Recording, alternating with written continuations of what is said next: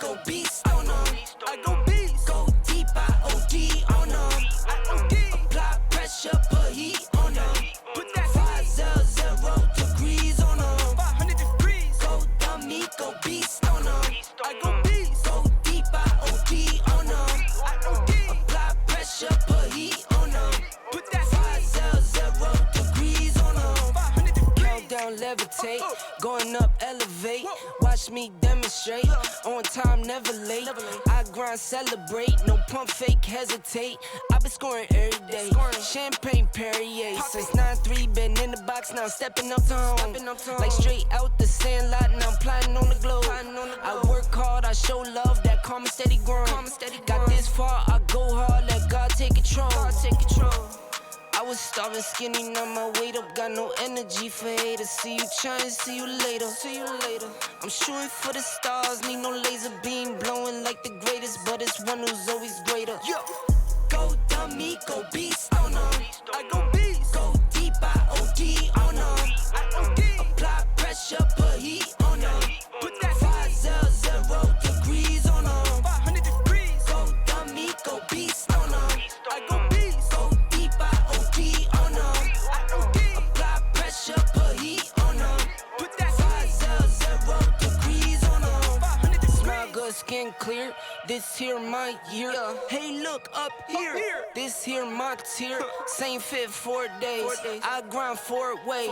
I play no games. All me, no blame. On the wave, my own wave. Can't stop my shine. In the lane, my own lane. Can't stop my grind. 40 yard in the V12 and like 1.5. At 19, I cleared 19 in a month, no lie. Oh God. I was starving skinny, now my weight up. Got no energy for haters. See you trying, see you later. I'm shooting for the stars, need no laser beam. Blowing like the greatest, but it's one who's always greater. Go dummy, go beast on them. I go beast. Go deep, I OD on them. I OD. Apply pressure, put heat on them. Put that 500 degrees on them. 500 degrees. Go dummy, go beast on them. I go beast. Go deep, I OD on them. I OD. Apply pressure, put heat on them. Put that 500 degrees on them. 500 degrees.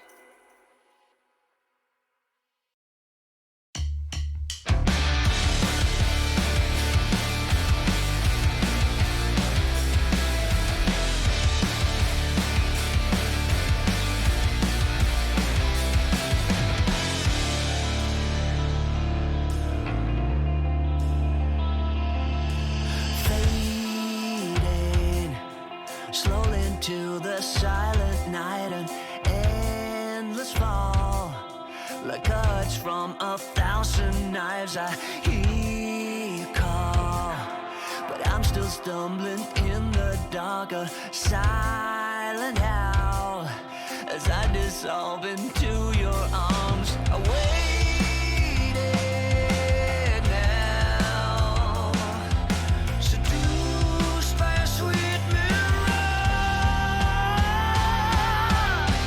We could leave or we could stay, sedated, stayed wide awake.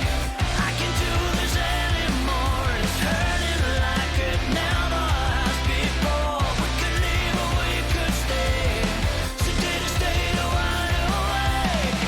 I can't do this anymore, it's hurting like it never has before. Jaded, the scar you left is like an open wound. I'm down and low, don't wake me up, it's still too soon. I hear you call, but I'm still falling deep in love. I'm washed away and carried to your sweet embrace.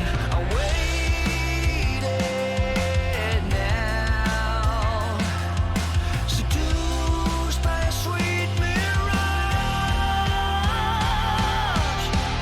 We could leave or we could stay, sedated, stayed wide awake. I can't do this anymore, it's hurting like it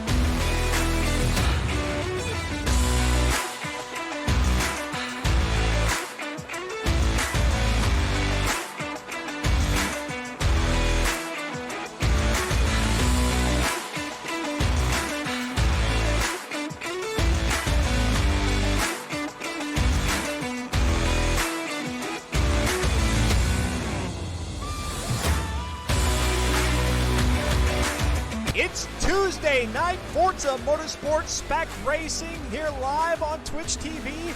Let's get it going.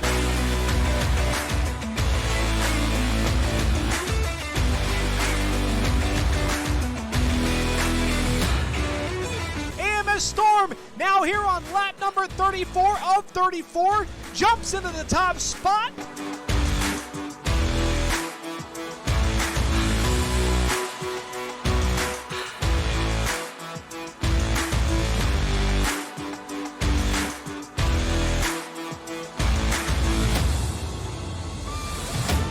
And here comes Maverick now, going to make a run to the inside on Drex, perhaps missing his mark.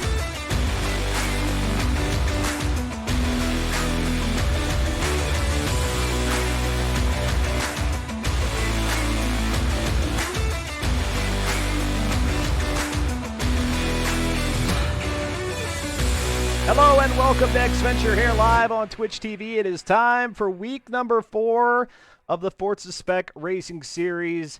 I am Dustin Moore. I'm your host for the next couple of hours. We've got 2 races for you here tonight. Dubai Mountain Circuit followed by the Sebring Club Circuit. That will be the shorter track out at Sebring with a chance of precipitation.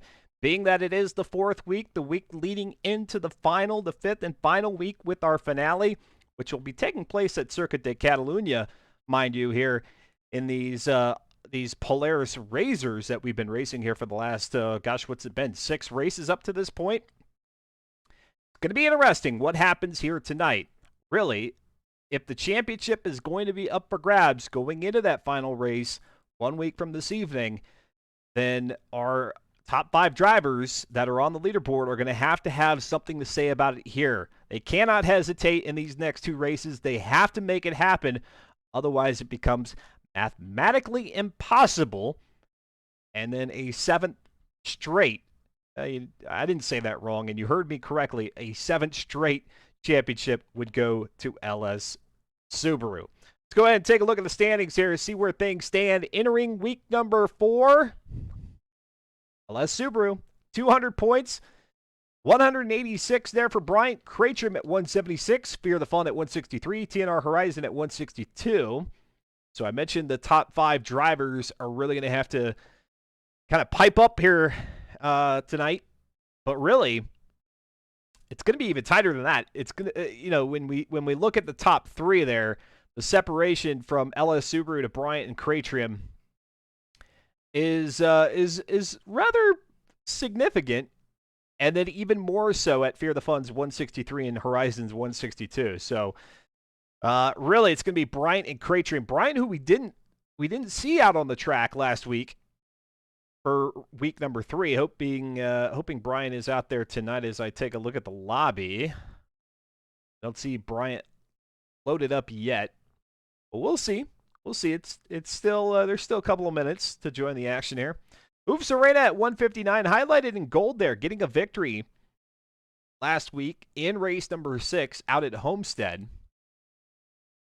And then Audrex 150, 135 there for Patches. Riley Soul Motion Fire at 134, Cuda 93 at 128. That is your top 10. Cuda 93 moving to the left into the top 10 here, entering week number 4. So congratulations to Cuda on that, and we'll see if they can get a few more points to maybe move up another, 1 or 2 spots.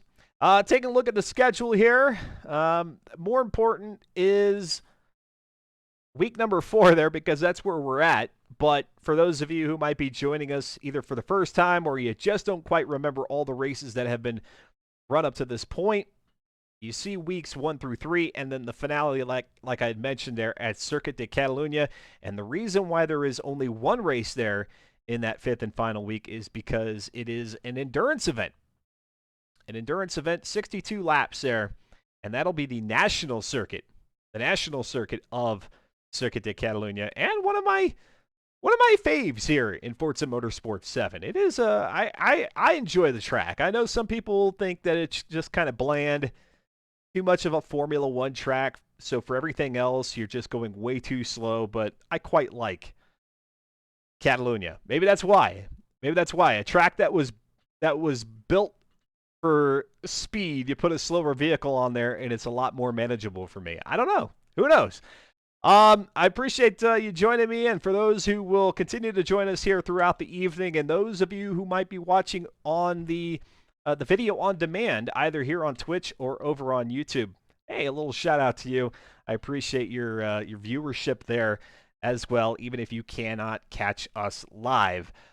Speaking of not being able to catch something live, I think Slow Motion Fire posted in the FM4 Discord that yours truly appeared in the Forza Monthly here today, which, no, I wasn't there live. I couldn't possibly be there live. I've got a day job, but a recording or clips of the Forza Horizon 5 Honda Fan Cup that happened about a week and a half ago, in which I was commentating over on the Xbox channel, and we, as I understand it, just based on my own assessment, I'm still awaiting to see if this was a success by in terms of the production team and what they were hoping for, and of course the organizers and sponsors and all that. But man, really cool stuff to see how high. I think somewhere in the multi-thousands. I'm not even going to throw a number out there yet because, like I said, I'm still waiting for word back on what the official tally was, but it seemed like a high viewership, a high attendance. And so for those of you who might be watching now who caught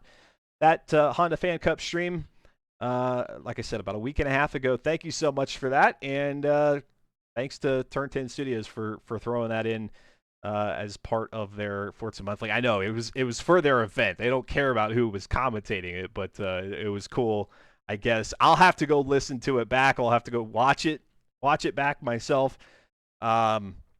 Just to kind of see what the clips were. What were the highlights in their eyes?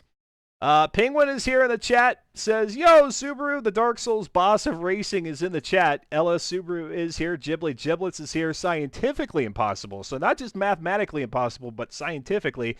Go Darkser. I've got my big toe on the line. Darkser is no longer a participant. I think Darkser was not a fan of the Polaris Razor and officially and voluntarily bowed out after week number 1. So you can scientifically not root for Darkser in this race or these two races here tonight because he won't be out there. TMK CMO is here. Soul Motion Fire was here earlier saying the proverbial hellos earlier on at the beginning of the broadcast. And that's all we've got, at least up to this point. For those of you who might have joined us here a little bit late and you want to say hi there in the chat, by all means, throw that hello in there. And I don't know. Let me know what you think here of tonight's action and what you're expecting. The first race out at the Dubai Mountain Circuit. So we get a fictional track up front. That'll be a 16-lapper. And then that'll be followed by the Sebring Club Circuit, which will have tire and fuel simulated damage on, but the rest of the vehicle, collision damage wise, aero and mechanics of the engine and the transmission and all that, that'll be turned off because on the club circuit, at least here in Forza Motorsport 7, there is not a pit stall. There's not an area to go and get your car repaired should you incur any damage. All right, Slow Motion Fire there. Let me know in the chat that we are ready to rock and roll. DWM Frog is here as well. Great to see the familiar Twitch tags, and if you are a new one, not only say hi, but click the follow button, yeah? Make it easier for you to find the channel here moving forward. If you caught me on Twitter with my promo, let me know here and say, hey, Dustin, I saw the thing on Twitter, and that's the reason I'm here. Whatever it is that brought you here, just let me know so I can figure out like what promotions actually work for these things. All right? All right, you hear the motors here of the Polaris Razor. And out to Dubai Mountain Circuit we go. You see the skyline of Dubai out in the background. Slow Motion Fire will be the first one up the hill. We come out to the Dubai Circuit here in the Forza Spec Racing Series. I don't want to say regularly, but it is, I don't know, one of those tracks that shows up maybe every other season. The beauty here of the Forza Spec Racing Series is not only as a participant do you get to race, but each season there is a way for you to pick which track is raced. And so entering season number 48, Slow Motion Fire took some photos of the vehicle. And for those like macro photography up close of the Polaris Razor, of course, not many people knew about it at that time. And those who guessed the vehicle correctly and said, hey, I know what it's going to be for Season 48. You can't fool me. I get it. I see the detail. Those who pick correctly get to select a track. So somebody here in FM4 Season 48 opted for the Dubai Mountain Circuit. Not one of my tops. Not very high on the list for me is the Dubai Circuit. One of the tricky areas for me right here, sure, you've got about 3 or 4 lanes to work with, but once you come out of this, it gets to a 2-lane road. You go through the dunes, and then you have a couple of like very tricky corners. The visibility is not great. You go into them not with a lot of ability to view. Okay, this is a slightly different configuration because we do not have the tunnel. So I take back what I was about to say there. I totally forgot that on this circuit there is no tunnel involved. But if you run the full circuit here, going into that tunnel, either on the reverse circuit or in, I guess, the correct direction of the circuit, both those corners, either way, into the tunnel is tricky for me. Fear the Fun right now with a top time of 156.216 off the standing start. We'll see what happens here on the two flying laps. As we've got Slow Motion Fire and the Ghost of Cratrium. No, Cratrium is not muerto. He's still with us.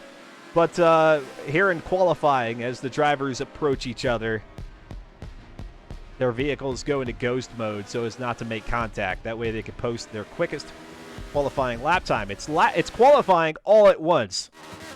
The real world race organizations only wish they could do this. Nah, who do I kid? They like stretching out qualifying for what, 4 or 5 hours preceding a race, because then it just builds up the hype, right? Here comes LS Barney down the mountain slopes now with the Dunkin' Donuts livery. I can't recall the last time I had a Dunkin' Donuts donut. I don't recall. I'm not opposed to them. Just don't think I've had Dunkin' Donuts. Oh, and the Baskin Robbins. Now, see, I probably had Baskin Robbins before Dunkin' Donuts. Most certainly. LS Subaru, surprise, surprise, with a 1:53.720. Now the quickest qualifying time following lap number 2. Let's go to Oops Arena. Like I said, getting the win at Homestead on the apron is where they raced that one. Oops Arena right now with the 4th quickest lap time. Audrex jumps up a 1:53.563. So some very competitive qualifying times here. That or LS Subaru just not on top of it. And as soon as I say that, LS Subaru now with a 1:51.158. Oh, Oops Arena going to go ahead and that'll be it. Must have gooped up one of the corners, invalidating the lap and invalidating your 3rd lap. Well, it's good for nothing at that point. By the, what does that say, Mercure Hotel? I don't know if this is actually a real hotel. I know the track is fictional. The hotel, I don't know if that's fictional. Anybody know? Anybody from Dubai?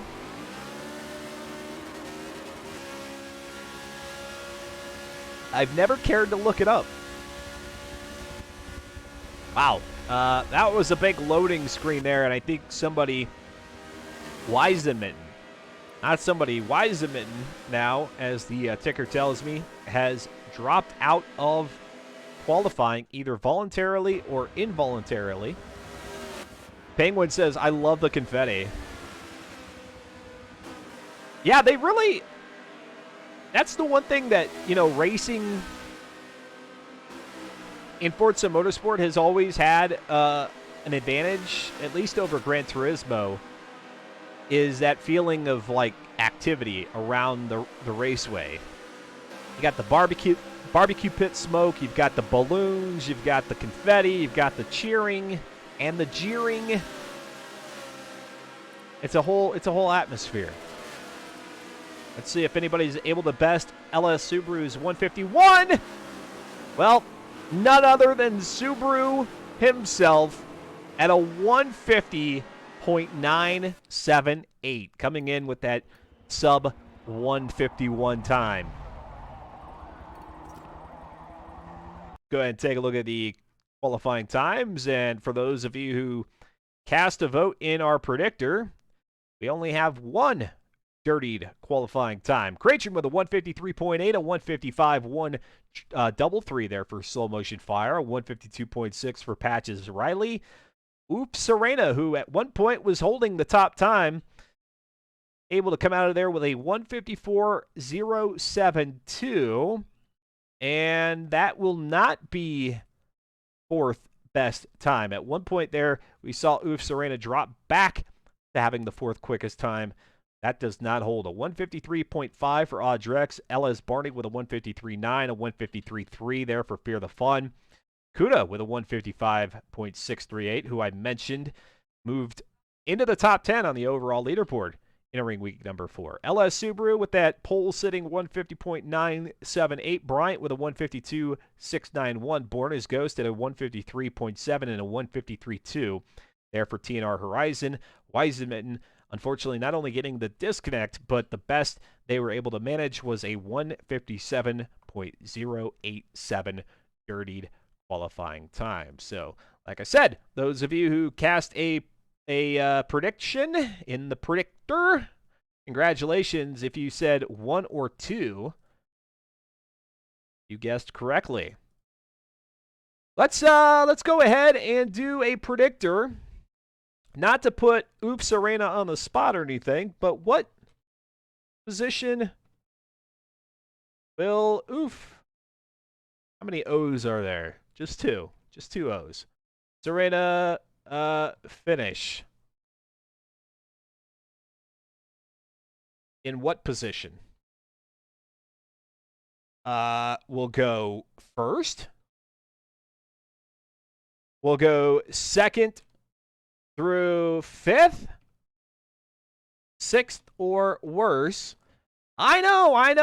Like I said, I'm not meaning to put the drivers on the spot, but every once in a while, we got to kind of mix it up here a little bit and just see where you all think, where things will how they'll pan out for any one driver. And in this case, oops, Serena. DW Brog says, yes! Must have guessed correctly. Let's go ahead and take a look at those standings again, entering week number 4. Week number 4, that is tonight. That's what we're doing right now. LS Subaru with a cool 200 points. That's the most that you can carry into week number 4. It does include the drop week, which would be LS Subaru's week 3 total, which would not be 100 points. You get 50 points per each victory. LS Subaru losing out to Oops Serena there out at Homestead. And as a result, we're taking LS Subaru's week 1 and week 2 score here on this screen. And of course, we'll see what happens here tonight and where that brings us to entering week number 5. Brian at 186, who is back out on the track. Good to see Bryant joining us again after having to obviously having to take a break last Tuesday. Cratchit at 176, Fear the Fun at 163, and Horizon at 162. That is your top 5. But don't even like sit here and think, oh, okay, those are the only drivers that matter. Not at all, because one, any driver who finishes within the top, finishes out in front or in the top 3, top 5, even the top 10. Those are valuable points to a lot of our drivers who are vying for the championship. So if you're able to snag a few of those, even if you aren't in the running for the championship here in season 48, you can really ruin the day for another driver, which is, it's just all part of racing. That's how it works. That's just how it works. All right, we'll go ahead and we'll bring it back into the broadcast booth. Again, I'm Dustin Moore. Thanks for joining me here on a Tuesday evening. I have a lot of fun doing these broadcasts. We'll be back 1 week from tonight with the finale out at Circuit de Catalunya. And then following that, we're going to go into some Forzatography streams in Forza Horizon 5. So those of you who might be a fan of Forzatography, because we are playing a Forza title, so I'm sure there are a few of you out there, We'll be jumping into Forza Horizon 5, and I'll be doing some Forza photography, sharing some tips of mine. You guys could share some tips that you all have, and maybe some thoughts on what vehicle I should be selecting and all that kind of stuff. That begins 2 weeks from tonight. And then a little bit later on in tonight's broadcast, I'll tell you what's ahead here in the days to come here on Xventure. How's everybody doing? How are you? Here we are, almost midway through September. Penguins got a good question. Piggybacking on mine here. Y'all doing anything fun while watching the stream? I'm playing Forza Motorsport 7 while watching the stream. Oh, you don't say there, Barney. You don't say that you're playing Forza Motorsport. How about that? By the way, I brought up the Honda Fan Cup, which was highlighted during the Forza Monthly broadcast earlier today. There is going to be a Phase 2, what they're calling Phase 2 of the Honda Fan Cup. I don't know why they have phases to them. I don't know if at some point they're planning on taking like 5 phases, 3 phases, or 10 phases and trying to come up with like an ultimate champion or what. But Phase 2 of the Honda Fan Cup, which will feature Forza Horizon 5, will begin in October. You can head on over to start.gg. Start.gg puts those events on in collaboration with Xbox and Turn 10 Studios. And you could be a part of the Honda Fan Cup. And who knows, if I get invited back, maybe I'll be calling your name out there on the track. It is restricted to North America only, so those of you who are residents of Canada, United States, or Mexico are able to participate.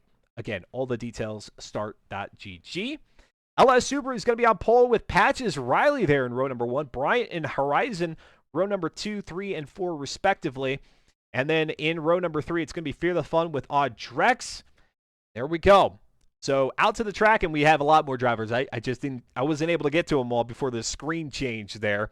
But let's head out onto the track. And remember, LS Subaru commands the start of the race. As soon as LS Subaru departs from his grid spot, everybody else on the grid is free to depart as well. Here we go. We've got the haze of the heat in the background, and kick the tires, light the fires. Season number 48, week number 4, the penultimate week here of the season is underway, and LS Subaru already right out the chute like a rocket, heading up the hill with the whole pack, the whole gaggle of, I was going to say Honda, Polaris Razors in tow. Patches Riley in second, Brian in third, TNR Horizon in fourth. Fear the Fun is currently in fifth. Let's go to Fear the Fun here, and let's ride on board.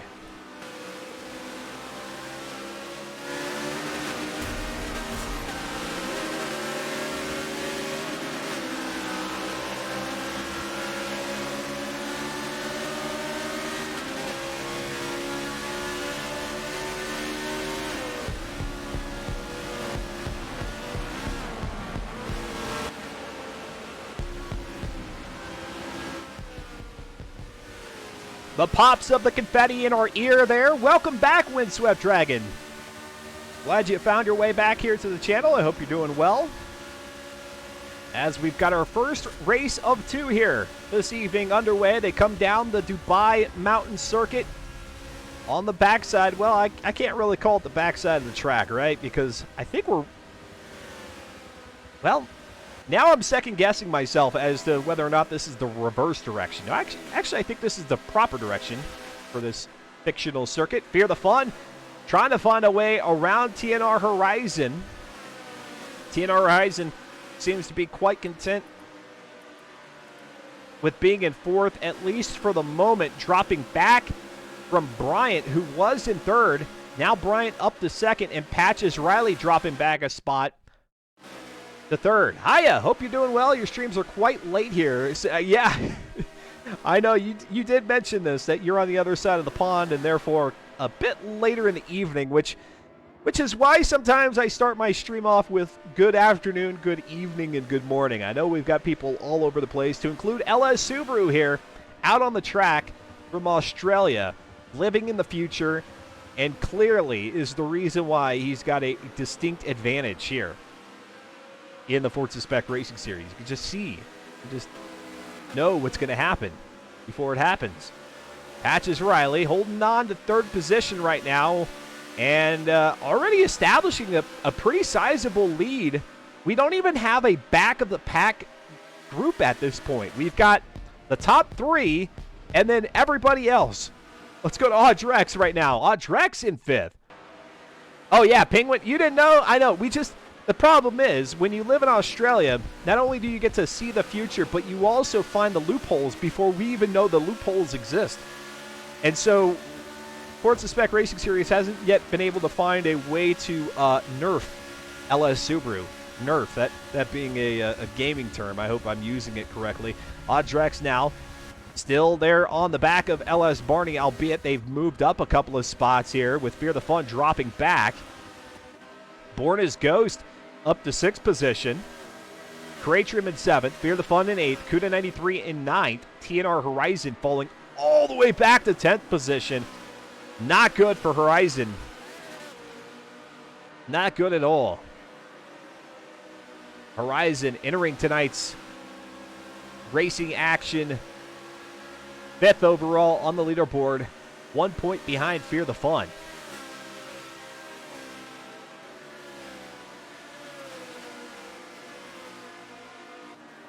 LS Barney having a great race at this point. Now about a 4.5, 5 Polaris lead on Audrex. And I tell you what, if there's anybody in your review mirror who you know is not going to go away, it's Audrex. If you've got Audrex driving behind you, he's either going to find a way around, or if you're lucky, if you're absolutely lucky, he'll just be parked right there in that rearview mirror for the entirety of the race. If he doesn't find a way around. One of the most consistent drivers, he and Cratrium. Which is, leads me to my next point. It doesn't matter your skill level. It really, truly doesn't. Get involved with the Forza Spec Racing Series. Reddit.com/r/FM4. Get on over there. Check it out. See the rules. I promise you, they're not intimidating. They're not overbearing. They're just rules that are I think, generally accepted of, if you're going to have a community-based league, here are a few things that you must have in place just to try to keep everybody, working toward the same goal. Clean, exciting, and most importantly, fun racing.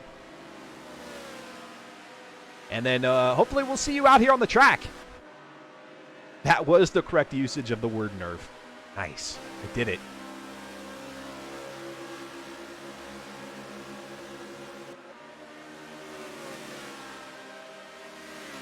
Windswept Dragon, I trust that you got to see the Forza monthly broadcast.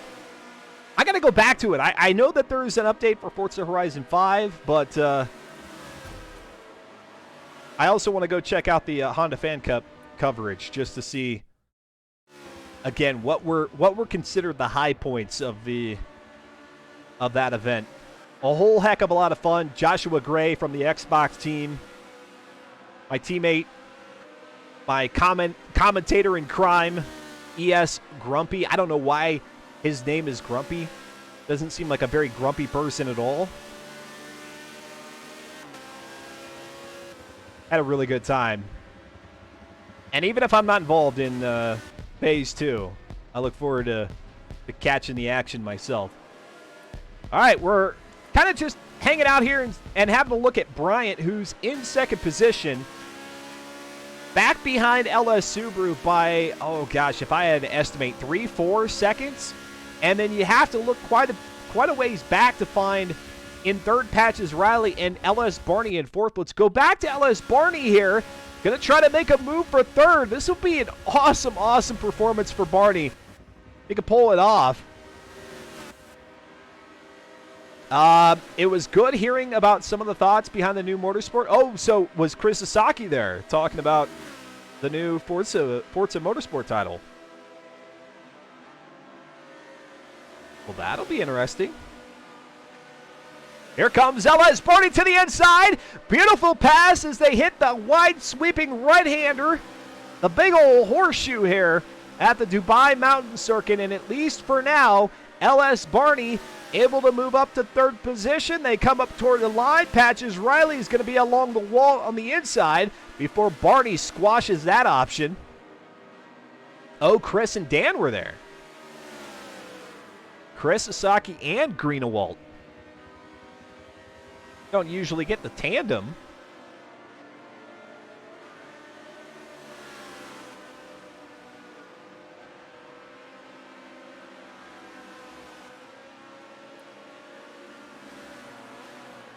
We don't usually get the tandem. Again, I'm Dustin Moore. Happy Tuesday to you? I don't know. It's probably not a thing that people really ever say. But, hey, chin up. Tomorrow is hump day. Hopefully it is the midpoint of your week, and we'll carry you on through the evening here on X-Venture with the racing action. Lap number 5 of 16 here for our first race. Then we head out to Sebring for our second race of the evening. If you're not yet a follower of the channel, click the follow button. Get a we'll have like a little alert here on the screen acknowledging you. You won't draw it out.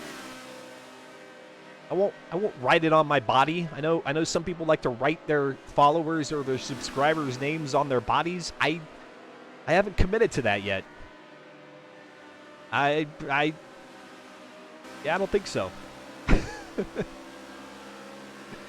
Speaking of subscribers, those who go above and beyond, thank you so much for your support here of the channel. If you don't already know, any cut that I get from Twitch after they take their portion, their generous portion that they send my way after they take theirs, goes directly back into the production of the broadcast. So if you're thoroughly enjoying your time here and you want to support just that much more, that subscribe button is an option either with your Twitch Prime monthly sub or a monetary sub purchase, which, by the way, it is September, so you get a discount on your subscription. There you go. Money off. Money off on the sub. No ads. You get some emotes. But then you get that fluttering feeling in your heart that, you know, support the X-Venture channel. Back to Audrex in 12th in 5th. Sorry, I saw the number 12 elsewhere.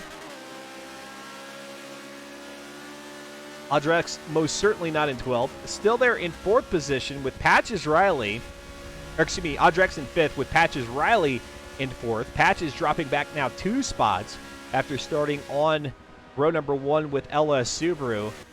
TNR Horizon, like I said earlier, a couple of laps back as Horizon fell back in the pack to 10th. As far back as 10th, has now just barely moved up to 9th position. And let's go take a look at Horizon and see if maybe that vehicle has a little bit of damage that they're dealing with and just opting to stay out on the track to try to maintain as much position as possible. Oh gosh, here I go again. I pressed the wrong button.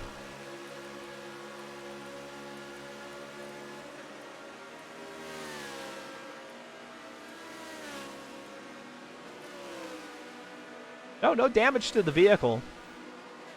Just the typical degradation of the tires. Here the fun. All over the place there. Coming up the S's here. On the front side of the track. I will call this the front side. And I'll call the downhill portion the back side. Committing to it. I'm sticking to it. TNR Horizon, by the way, in the blue light special there, the Kmart liveried Polaris Razor. At least I think that's what the livery is. I see a K. Yep, Kmart. I don't know if that's always been a thing there for Horizon, but if it is, or if it has, I'm just now acknowledging it. I'm sorry. I'm sorry, Kmart. I'm sure you're used to it, Kmart. I think the last remaining one's closed down, right? They've gone into definite foreclosure at this point, or bankruptcy, or whatever they're calling it. Well, there goes that sponsorship. We don't get no sponsorships here. Been doing this forever. Can barely muster any recognition from the developers, much less a sponsorship. It's okay. I'm doing this for fun. Doing it for fun. I tell myself. LS Barty. No, I really do. LS Barty. Otherwise, I wouldn't be here. As a matter of fact, this is my 20th season with the Forza Spec Racing Series. 20th season. No, not 20th year. I've been broadcasting FM4 races for 20 years, but 20th season. I certainly wouldn't be here that long if I was not having a good time. Here's a lovely battle for third with Patches Riley now back up onto the rear bumper of LS Barney, looking to the inside here at the left-hander up the hill. And now Barney's going to be on the inside into the right-hander. Patches Riley has no choice but to just watch and maybe learn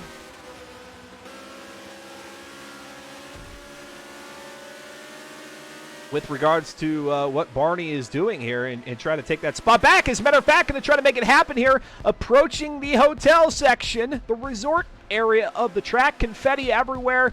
Don't worry, it's biodegradable confetti. Just wanted to throw that out there, too. Not shooting endless amounts of confetti into the Dubai desert. Biodegradable. Well, they are, but it'll disappear in due time. Down the hill here on lap number 8. Happy 20th anniversary. Thank you.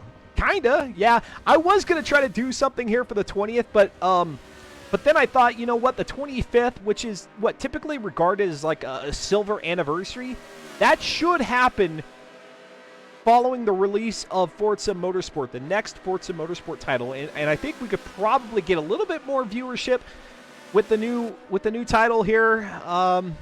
Releasing next spring. So I think for the 25th anniversary, I am going to try to do some things to reward and acknowledge and to celebrate with you all the viewers that silver anniversary here with the Forza Spec Racing Series. All right, Windswept. Hey, I appreciate you dropping by. I know it's late your time, but at least stopping in and acknowledging that I'm here is appreciated. And I wish you a great rest of the week. Ghibli says, I can win Kmart back. No, we're good. We're good. We don't have... I'm not worried. I'm not worried.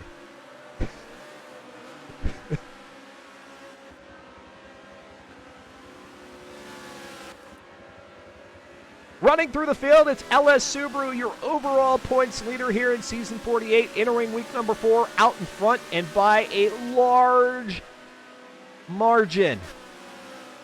I cannot overstate that enough. I can't. It's impossible. Bryant in second. LS Barney and Patches Riley. The battle for third here is a solid battle. So we're going to keep the camera here for a bit. Audrex in fifth. Born as Ghost in sixth position. Cratrium in seventh. TNR Horizon now moves up another spot to eighth. Soul Motion Fire in ninth. Fear the Fun in 10th. 11th is Kuda. Oops Arena in 12th. 13th is Weizenmitten. 14th is Modern Weapon, and all 14 drivers who started this race out on the track. That's what we love to see. Doesn't matter your skill level, and it doesn't matter if you're having a bad race. Just stay out there. Just do it. Bring back the Kmart Blue Light Special. You guys are really worried about Kmart. Exceedingly so. I think it's over with. I think it's done.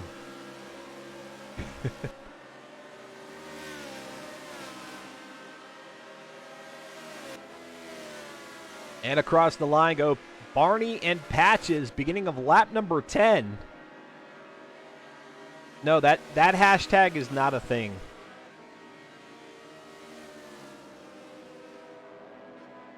You guys say all these things, and then if Kmart was back, you'd be like, oh, there's Kmart. You'd just drive right on by. You wouldn't even go in.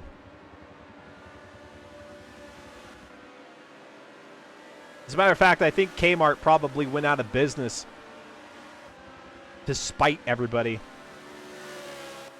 What we hear about bankruptcy, no, that's just a facade. They really just went out of business because they were tired of being ignored. Yeah, that's a sound business decision. Kmart. We're talking way more about Kmart than any streamer ever should. LS Barney with Patches Riley here. It is Dunkin' Donuts versus what is Patches Riley's livery?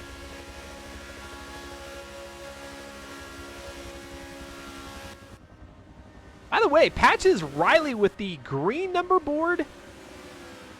Oh no, that's correct. That's correct. The orange number board. I had a brain lapse there for a second. The orange number boards on the drivers here, which would belong to TNR Horizon. I do believe TNR Horizon would be sporting one. Those signify your first season, your inaugural season as part of the Forza. Oh my gosh. We got a texture issue there on the side of Patches. Look at that. It's a hologram. It's holographic, that Bass Pro Shop. Lovely. Yeah, that number board just means it's your first season with F4. It doesn't mean anything as far as driver skill level. And then after that first season, you graduate to the green number board.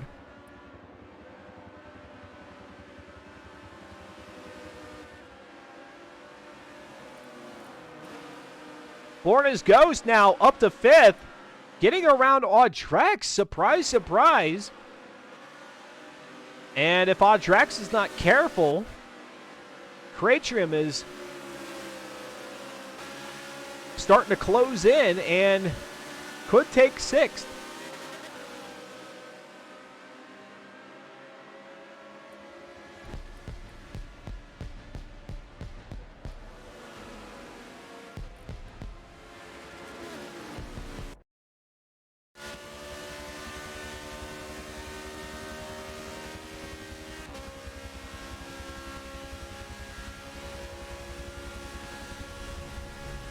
I don't think I've seen that glitch on, or I mean, is it even a glitch? You know what I think it is? What I think it is that Patches Riley, behind that the Bass Pro Shop logo, I think is it's like a chrome finish. And probably the combination of the chrome with the reflections of the environment and the shadows is creating what looks to be a glitch, but really is not. So I take it back. It's just, when you have a chrome finish, that's what you get.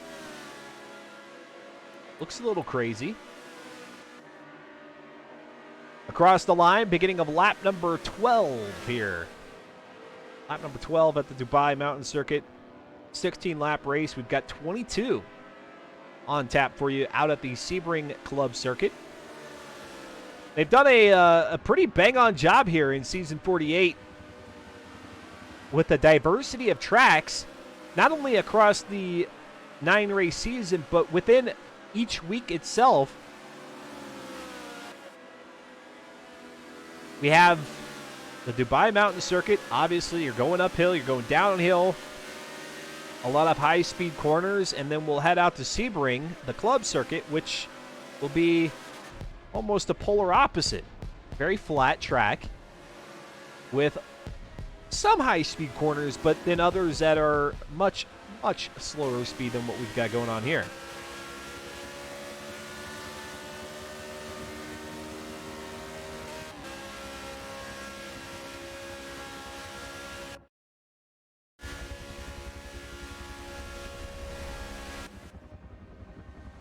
Continue to watch the battle for third, which has waned a little bit here as Barney has established some separation. You can get more than an index card in between there.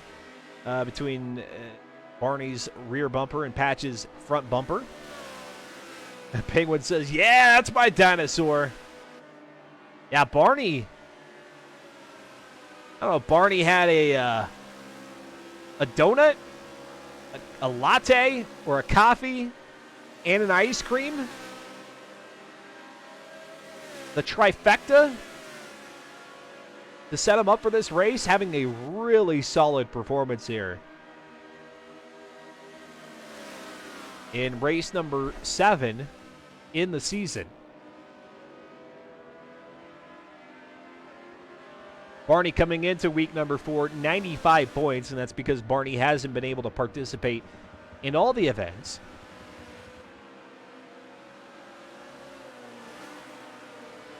Which is another pro of FM4, the Forza Spec Racing Series. Even if you can't participate in the entirety of the season, you can still register. And those Tuesdays at 8 p.m. Eastern, which work for you, great. Get out here. For those that don't, that's okay. No harm, no foul. Penguin in the chat says, fun fact, I made his Discord profile picture. One of my favorite, or one of my greatest works of art. Oh, there you go. Now do the livery. LS Barney, typically staying true to the Barney colors of purple and green. Here comes Patches Riley with a whole heck of a lot of speed here, coming off the top of the mountain, rolling down, now looking to the inside here at the left-hander. They're going to go side by side. Down the backside of the track they come. They go side by side into the left-hander, and now into that final sweeping right-hander here for the 14th time. Check that. This is the 13th time for these two. They'll go across the line to start lap number 14. And Barney able to hold on, at least for now. Kind of swerved, ducked down to the inside. Almost, it looked like Barney almost clipped the front left wheel of Patches in that maneuver. Luckily, that didn't happen, because that could have easily taken them both out. We've seen what happens when drivers make contact wheel to wheel. It happened out at Homestead between Oops Arena and LS Subaru. Fortunately for those two, they were able to still come back and finish first and second respectively. I wouldn't have a high degree of confidence that that would be the same outcome here for Barney and Patches this late in the race, and with a whole slew of cars back behind them. Borna's Ghost in 5th. Kracham now, like I said, was tracking Audrex there for 5th position and was able to make it stick. Barney up into the wall, makes contact. That's going to slow him down, and there goes Patches Riley taking advantage of that mistake. And Barney probably a little frustrated with himself at this point. Giving up an easy pass. That's the last thing you want to do. You want to make your opponent work for it. Even if you're slower than the driver behind you on parts of the track, well, you could do a little defensive maneuvering to block them. In this case, being that high up off the right-hander at the resort into the wall, Barney wasn't able to be defensive at all, and as a result, Patches Riley able to get by and closing in quick. Look at that. Look at that view. Borna's Ghost just kind of waiting. Hanging back there, seeing if maybe these two, Patches and Barney, will make a mistake and try to get that double pass. Kicking a few of the tires around. Somebody got into the tire wall.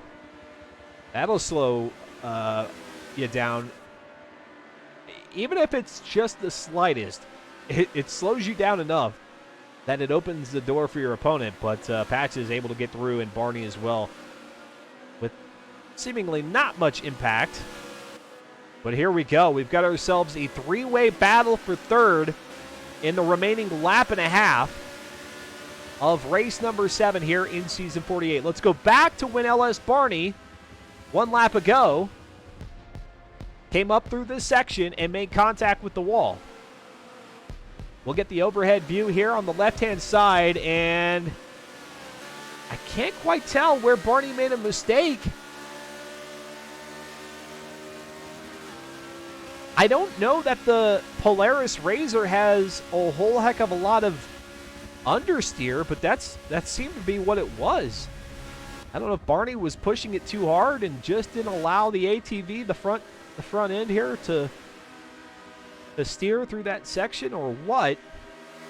And now Barney not only has given up a top 3, a podium position, but now looks to fall back to 5th here. He's not careful.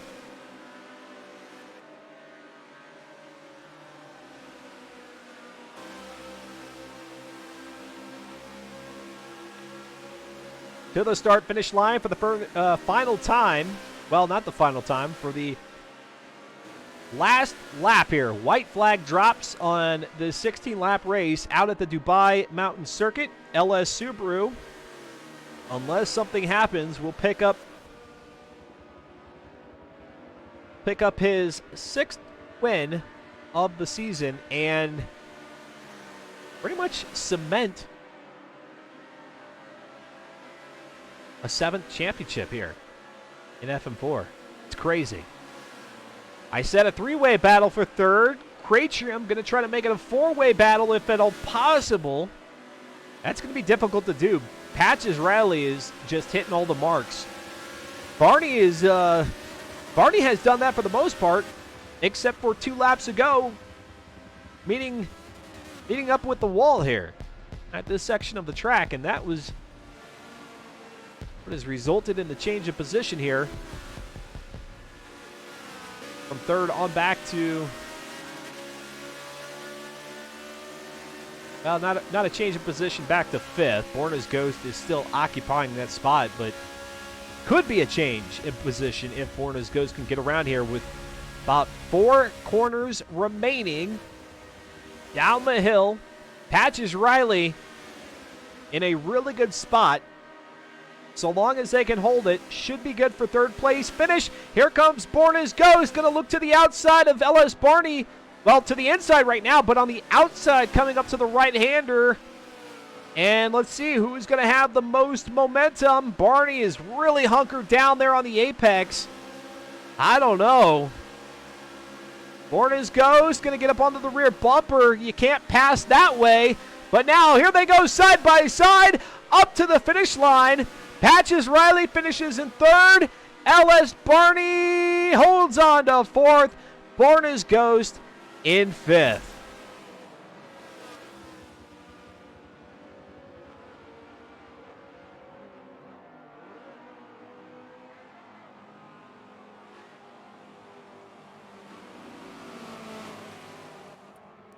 That was a pretty exciting finish right there. Behind them, it will be Cratrium finishing in 6th position. Odge Rex, Slow Motion Fire. Then Oops Arena, Fear the Fun. Fear the Fun finishing in 10th. Cuda, Horizon. Horizon falling back once again, so a not the performance that Horizon needed to try to hold on to a top 5 spot here going into the finale on that overall leaderboard. And then Modern Weapon finishing at the back. I think that was all 14 drivers who started. Heck yeah. Take it. Take it indeed. All right. We're going to go ahead and take our intermission here. You won't miss anything. For those of you who are followers, yes, you'll get some ads, but I promise you, you'll miss not a single bit of the action. When we come back, we'll talk to our drivers here in the driver spotlight. We'll go out to Sebring for 3 laps of qualifying before the 22-lap race number 8 and the final one of the evening, all out in front of the Season 48 finale, which takes place 1 week from tonight. Y'all are watching the Forza Spec Racing Series here on X Venture. I'm Dustin Moore, and I'll be right back.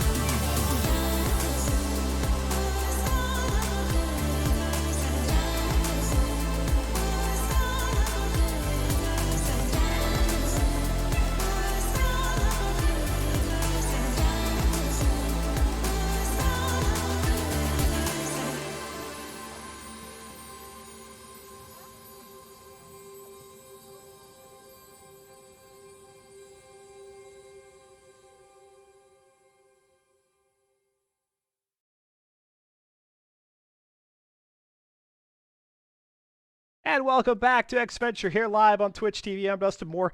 Hey, let me know. Oh my gosh, I look like a ghost. Hold on. Hold on. See, this is the difference between summer and autumn. Well, maybe not even the difference in the seasons, but the difference in the time of year, the day of year, from those that were the midpoint to now where we are here in September. The lighting isn't the same outside. What's going on with my shirt too? What is happening? Oh, it's see-through. How is my shirt see-through? It's yellow. My green screen is vibrant green. What is going on? Getting paid for today's predictors, says LS Super. That's rude. That's rude. It's not enough that you win the races, huh? That you got to throw it in everybody's face that you're getting the predictors correct, too. We do have a predictor running right now. How many, or actually, who's going to qualify in the top spot out at Sebring? Now, before you think that, hey, LS Subaru is the obvious answer here, I'll just throw it out there that this track is a little bit different. It's a shorter circuit. A slightest of errors can really make the difference here. Like this is one of those tracks that if I looked at the 9-race schedule and I said that there might be a chance that somebody could qualify higher than LS Subaru, one, I would say Homestead, because on an oval anything is possible. But here, I don't know, just a short track.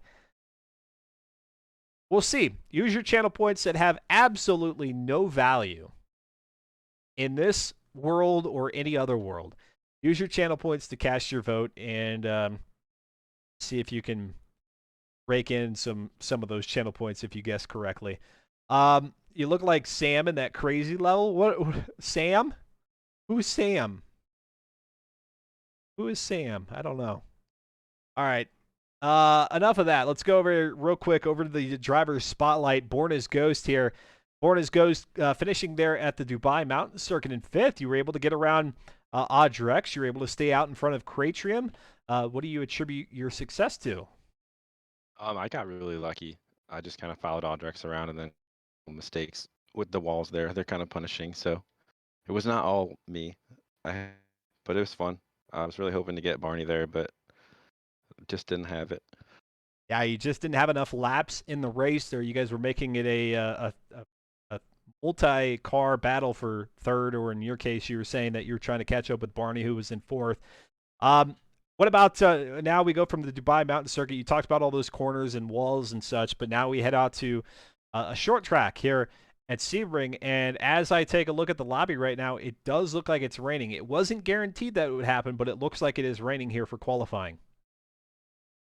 I am big nervous because, I've done the responsible thing all season and not practice.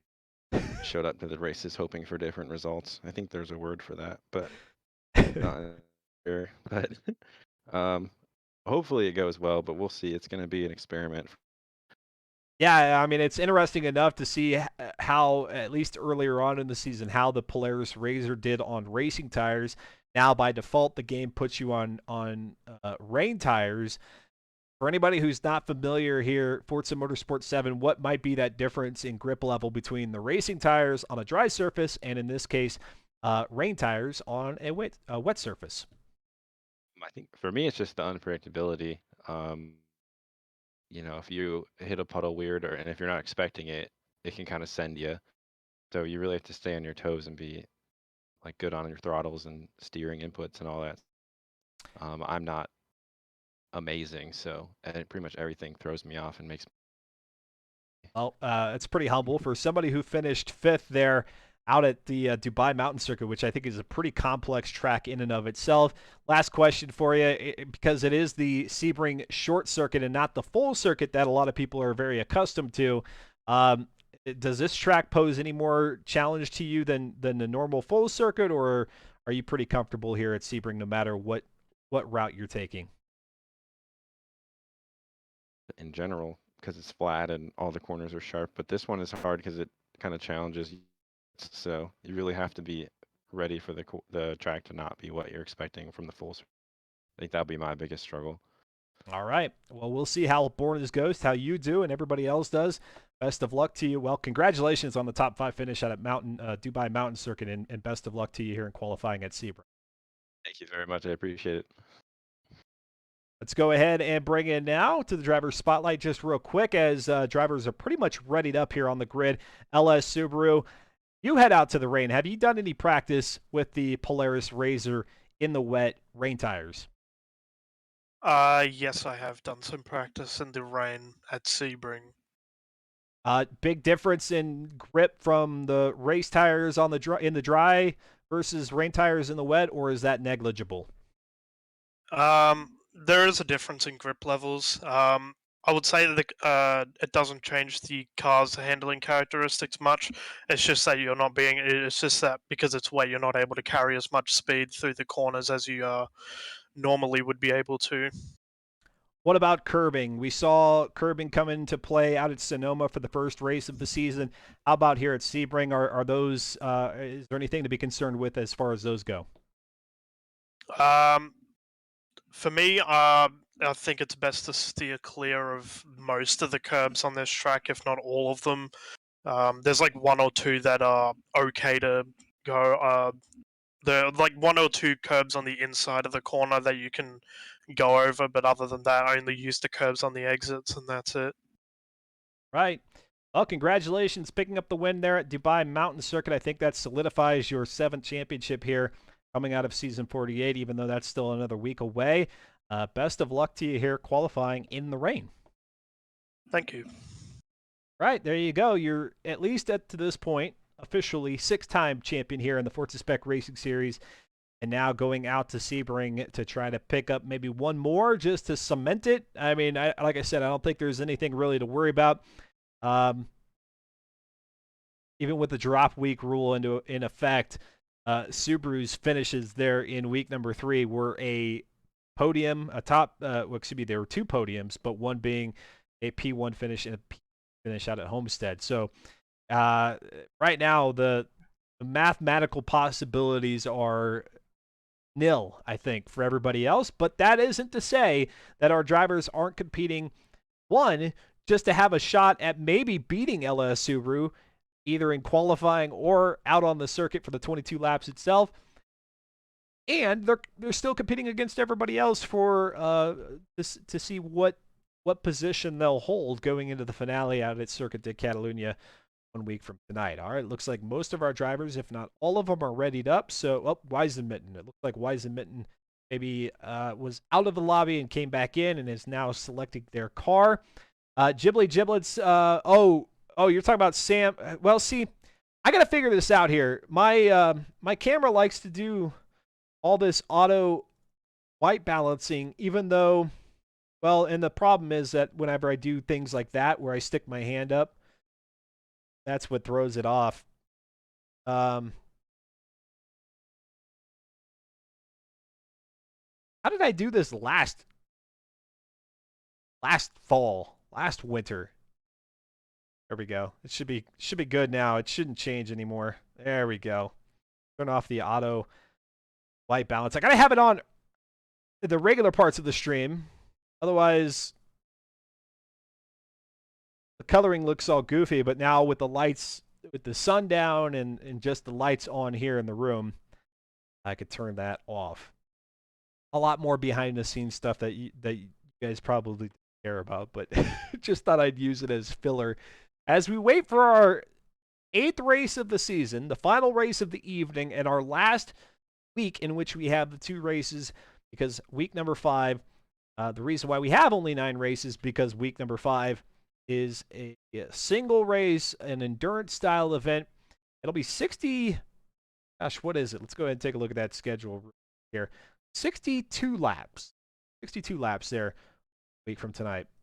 I forgot what happened to Death Stranding. Can you play it over again after the races? Yeah, sure. I'll go ahead and run through the plot line and how things finished. Yeah. No. You can catch all the action here that is recorded on stream, or at least all the recordings of my stream on the video tab, the past broadcast section here at twitch.tv/xventure. They're only there for like 30 or 60 days. I don't know. I'm only an affiliate, so Twitch doesn't hang on to them for very long before they axe them. So you want to watch back those streams that I do on Fridays and Sundays, you'll want to catch them there in the VODs pretty quickly.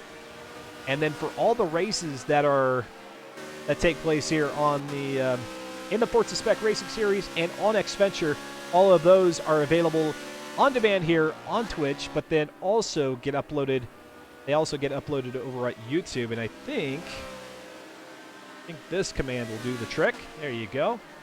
That link will take you over to where you can see all the races. Well, almost. There's a few races, there's a few recordings that escaped me, either because Twitch, for whatever reason, decided not to record them, or at one point in all these seasons that I've been doing this, I may have forgotten one or two. I think there's only like a total of 3 races or 3 broadcasts that are missing from YouTube. Otherwise, you can go back to my very first Forza Spec Racing Series season, catch all those, and all the seasons leading up. Well, all the seasons that I commentated. I didn't commentate every single season, too. So there will be a few seasons missing only because I wasn't there. All right, taking a look there at the bottom left. Kratrum with a 126.325. I told you guys, it's not out of the realm of possibility here that this could be a wild card track in terms of qualifying. So those of you who cast your vote on the predictor,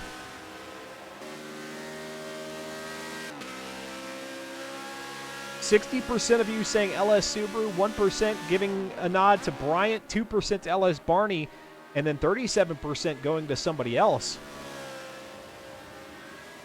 You better download all 4,000 hours of the playthrough. It was like, I think Death Stranding, my playthrough of it was somewhere around 65 hours, which is, that's a long game. That's a lengthy game. All right, LS Subaru now with a 125.447. Let's go to Kratrum. Second quickest time at this point. LS Subaru kind of far back in terms of the group, so Subaru having a chance to set a pace after everybody else has gone through. Patches Riley now down to a 124.5. LS Barney 124.1. Then where is, well, there's Kratrum 123.740. Nobody wagered any points on Kratrum. And LS Subaru 123.162.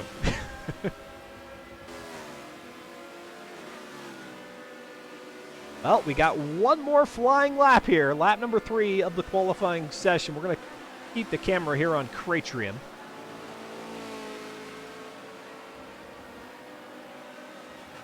Approaching Tower here on the club circuit. This is the shorter circuit. There is no pit lane, so when we go into the race, the 22-lap race itself, there will be no damage to the vehicles for collisions. That is turned off because those, if somebody were to incur damage during the race, that would be there for the entirety of the race, and for anybody who completely demolishes their vehicle, there'd be no way of repairing that, and they'd hit terminal damage, and then you're done. So this is one of those races where tire degradation and fuel depletion are the only things that are happening, and even those really have no impact on this race. Across the line they go. Kratrum not able to beat LS Subaru's 123, and with just a few drivers remaining to come across the line here on the final lap of qualifying, I think LS Subaru has picked up yet another pole. Indeed, another pole spot. Oh, you guys are just so smart with your channel points. So smart.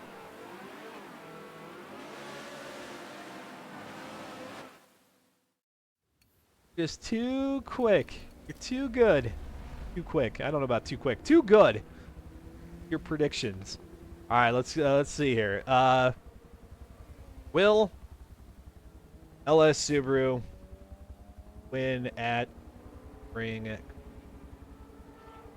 Yes or no? This is as simple as it can possibly be, and I'm only going to give you. We're only going to run this one for 10 minutes. Just 10 minutes. That's all you get. Patches Riley 124 188 there at the top of the board, but not. Of course, there's no way for me to sort these, so pay no mind to their positioning here. Ignore that.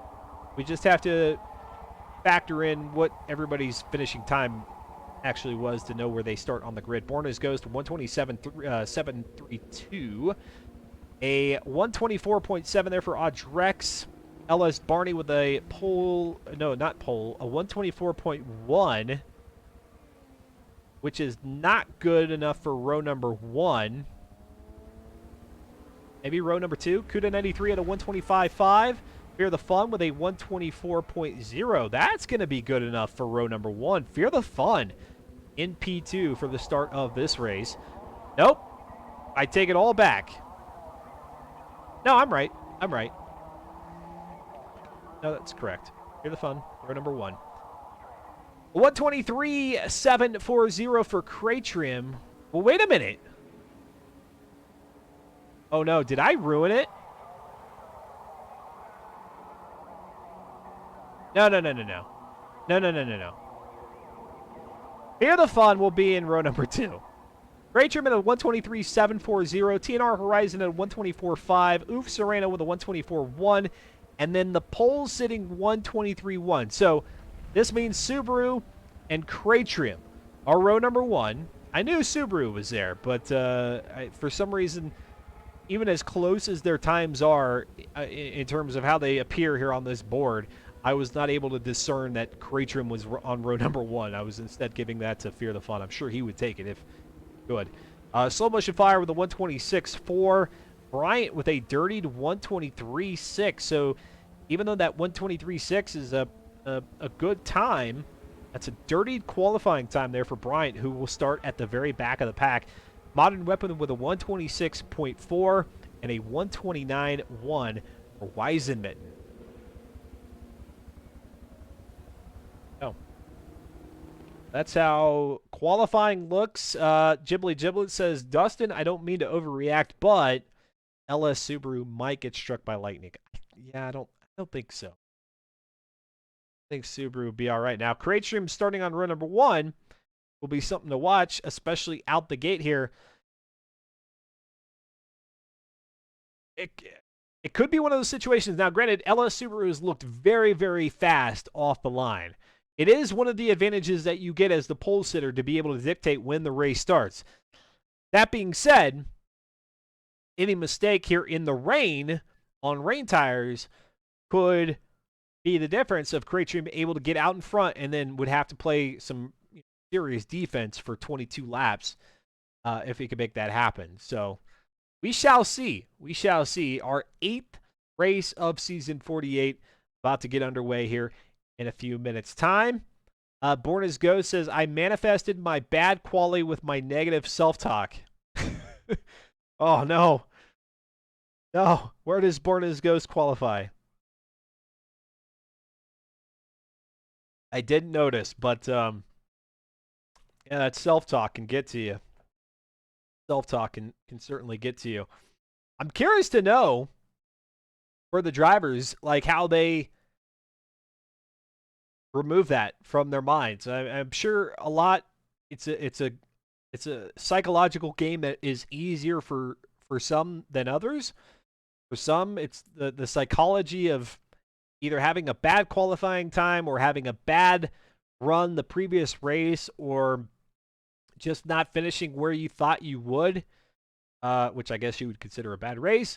Like how you dismiss that then going into the next race is always an interesting thing to think about. I mean, I know a lot of people look at video games and esports as like, oh, that's cool. People getting a chance to play games competitively for fun and in some cases money, prizes, or whatever. How goofy is that? But talk about the dexterity, the hand dexterity, the hand-eye coordination, the mental game that's involved in it, and it's just as competitive as anything else. Sure, there may not be the physical nature of doing a sport or racing a vehicle, but it's just every bit as competitive as anything else. Morna's Ghost, Xventure, is that cup of coffee at 8 p.m., you sociopath?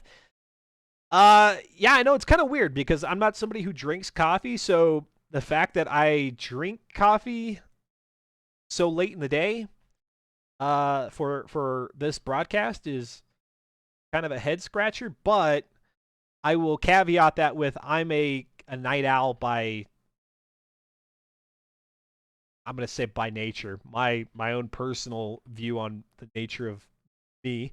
And so I get several hours before I lay the head down on the pillow, and therefore this wears off pretty quickly. I usually don't fill it up. Tonight I went ahead and filled it up in between the races. Usually I don't do that. 1 cup off the top of the broadcast is enough, but I was feeling a little parched and a little bit of a scratch in the throat. So nothing like the warm, hot coffee to help alleviate that here for the next 45 minutes or so. 2 hours approximately of racing per night, starting at 8 p.m. Eastern. So for those of you who are curious about joining the Forza Spec Racing Series, that's the format. 2 races per evening through the first 4 weeks, starting at 8 p.m. Eastern, and then on that 5th week, just have the 1 race. Same time, 8 p.m. Eastern, but that takes us about, I don't know, an hour and a half, hour and 40. Usually week number 5 isn't as long of a broadcast as the previous 4 weeks, so that's what you can expect.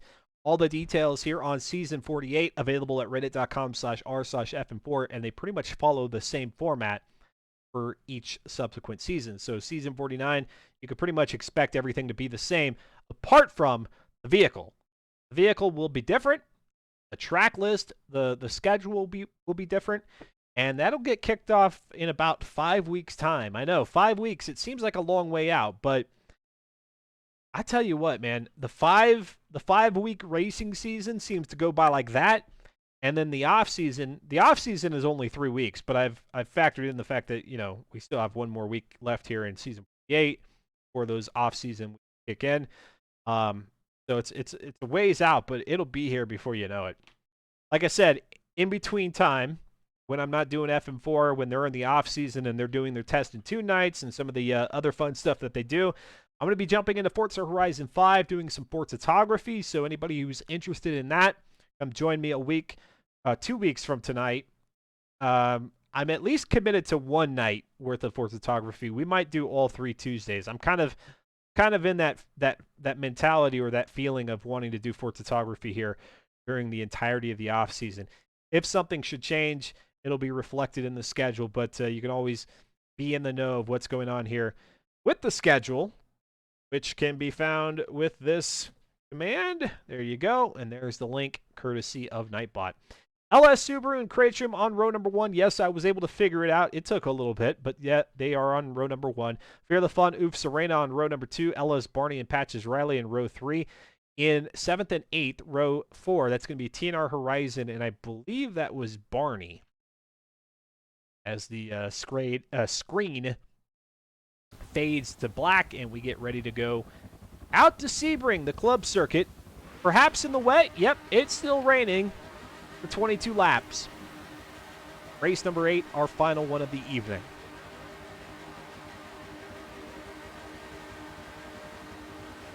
Kick the tires, light the fires. LS Subaru in the No Coast.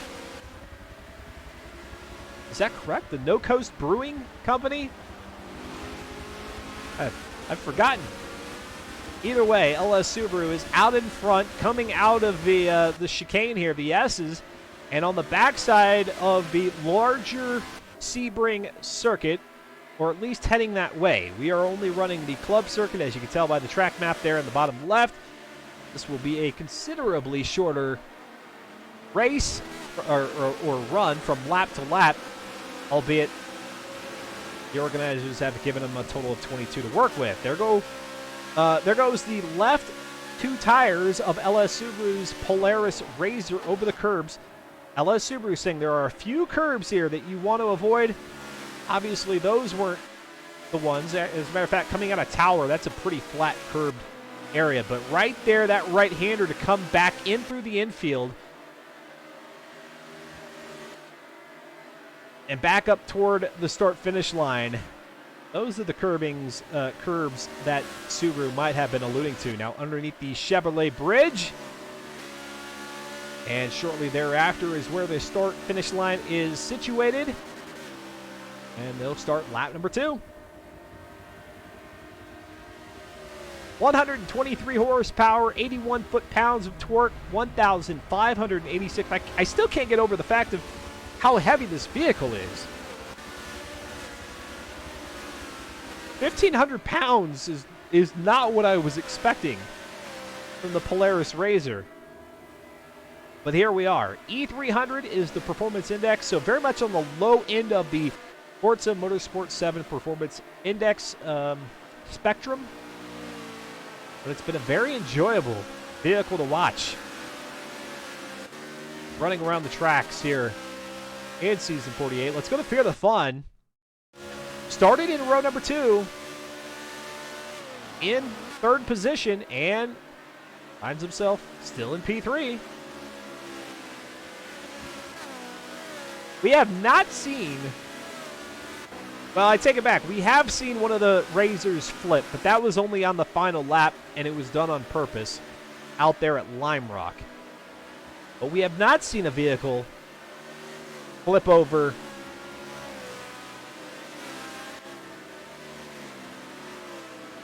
in the regular running of the race. Nobody has taken a curb wrong and tipped over, which I thought for sure might happen at Sonoma.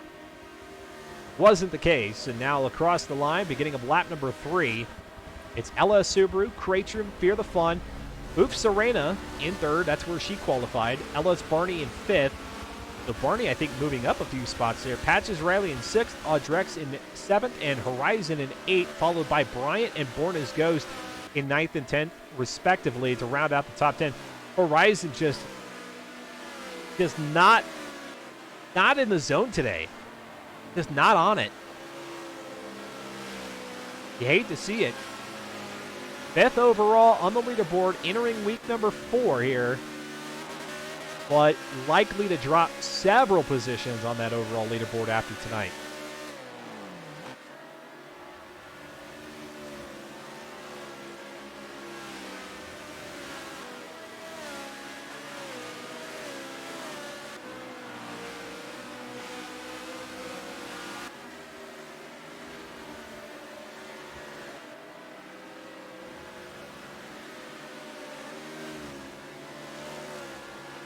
Nobody needs to flip.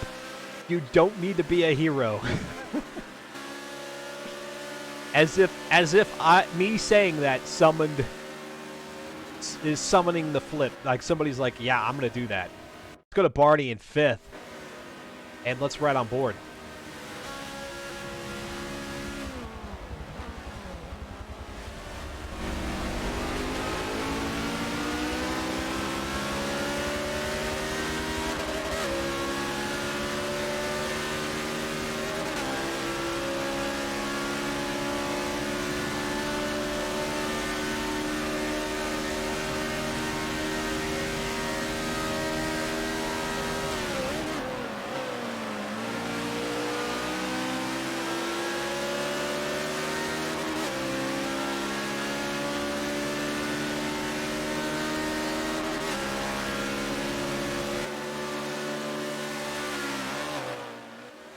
One by one, single file formation all through the field right now.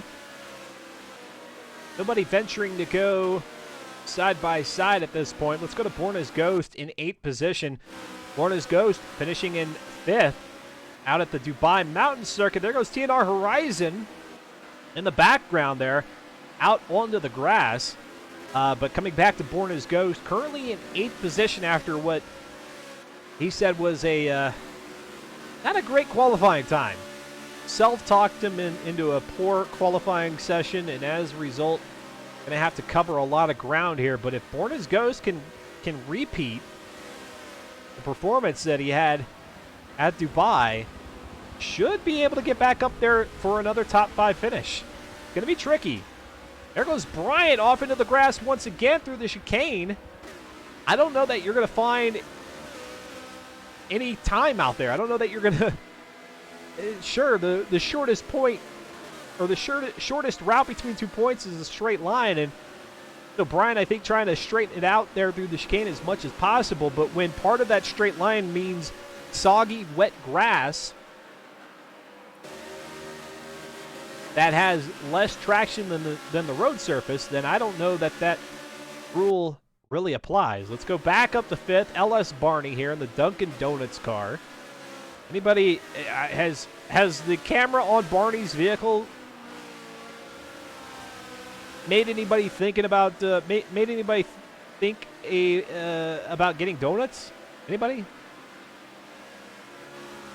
A little late. You don't want those evening donuts. No matter how good it's now. The only exception might be the Hostess donuts that you buy in the box that are, you know, that have like a 1 month expiration date. Those are the only, and those you don't feel good about eating those because they're usually like the small ones that you just kind of pour through. Before you know it, you've eaten half the box and you're like, well, damn, I might as well keep going. But you don't want those evening donuts from the donut shop. Is there a donut shop that actually makes donuts midway through the day?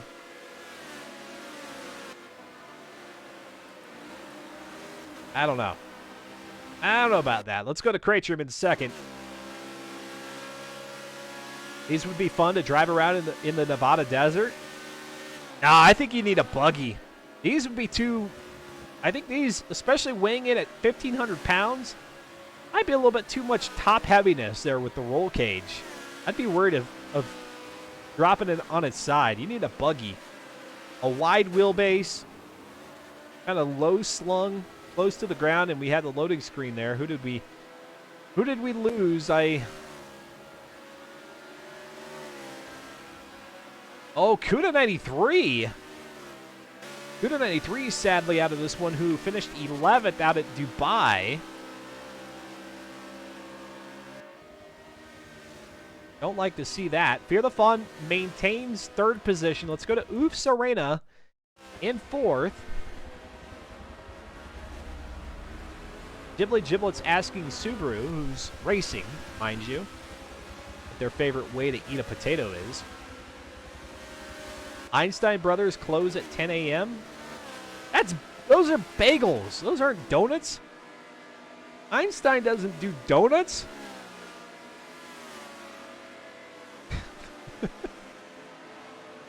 are bagels. Yeah, you don't want a late day bagel either. All stale. The ends have gotten a little bit crispier, but they're all stale. Einstein and donuts. Unless I'm mistaken. I mean, I haven't been to an Einstein in a while, but I don't think they do donuts. I don't think that jives with their baking process of baking bagels.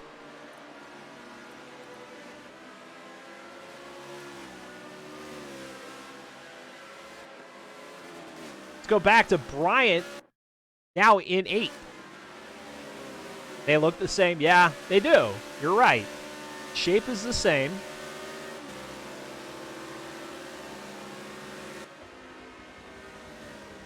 Your first grade teacher would be proud of you for that one. Circular, hole in the middle. Do not taste the same.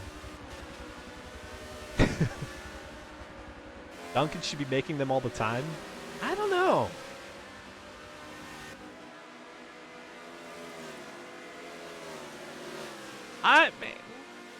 You might be right. I mean, there might be those very popular locations that are like, hey, yeah, we've got to make a second or a third round. I don't know. I've never worked at a donut shop, so I don't know what the cadence is.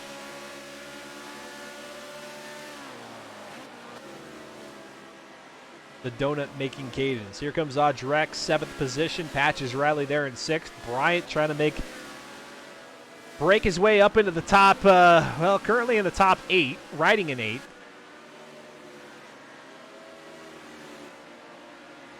Give Taco Bell a few more years, they'll probably start making donuts, a chimichanga donut. I mean, if they made a donut, they'd just make a churro donut, right? Like their cinnamon twist. Churro donut.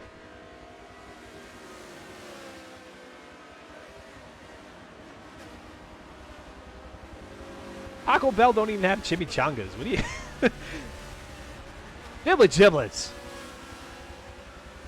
I mean, not that I can fault you for not knowing the menus of fast food places. It's probably a good thing.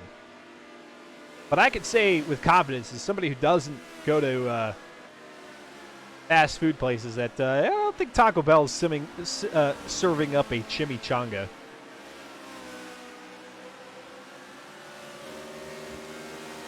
Speaking of Taco Bell, we're looking at the Taco Bell liveried Polaris Razor here of Oof Serena, running in 4th position.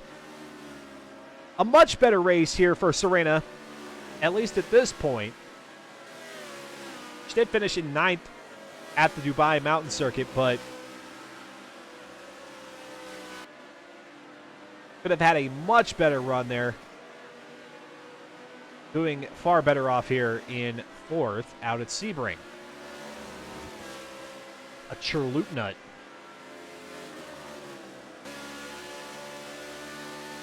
Okay. All right. You see, Dustin, you take the chalupa shell, you fill it with icing and I don't know what else. Here you go. You got your churlupo nut. Churloop nut. Lap number 10, up 22.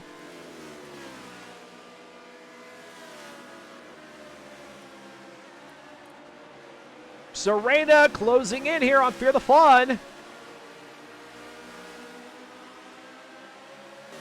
Coming up the tower, LS Barney, who tried to get a podium finish there at Dubai. Fell just outside of that with a 4th place spot. Barney right now in 5th.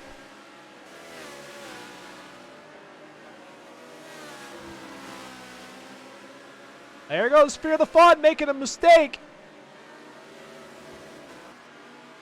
Every time that happens, gives Oof Serena a chance to close in. It's so weird how in Forza Motorsport 7 here, how the headlamps work, or in the case of Sebring in the wet right now, they don't work. I think for safety reasons, we should have the headlamps on, but they are not. Taco Bell Corporate Creative should hire you. I'll have a field day with their menu.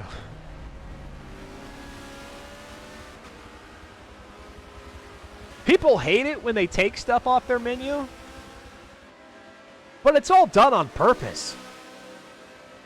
You don't take your top thing off the menu. You don't take the thing that sells the most off the menu, but the thing that is beloved, that there's a cult following for, you take that off the menu. Here comes Oof Serena to the inside, able to make the pass.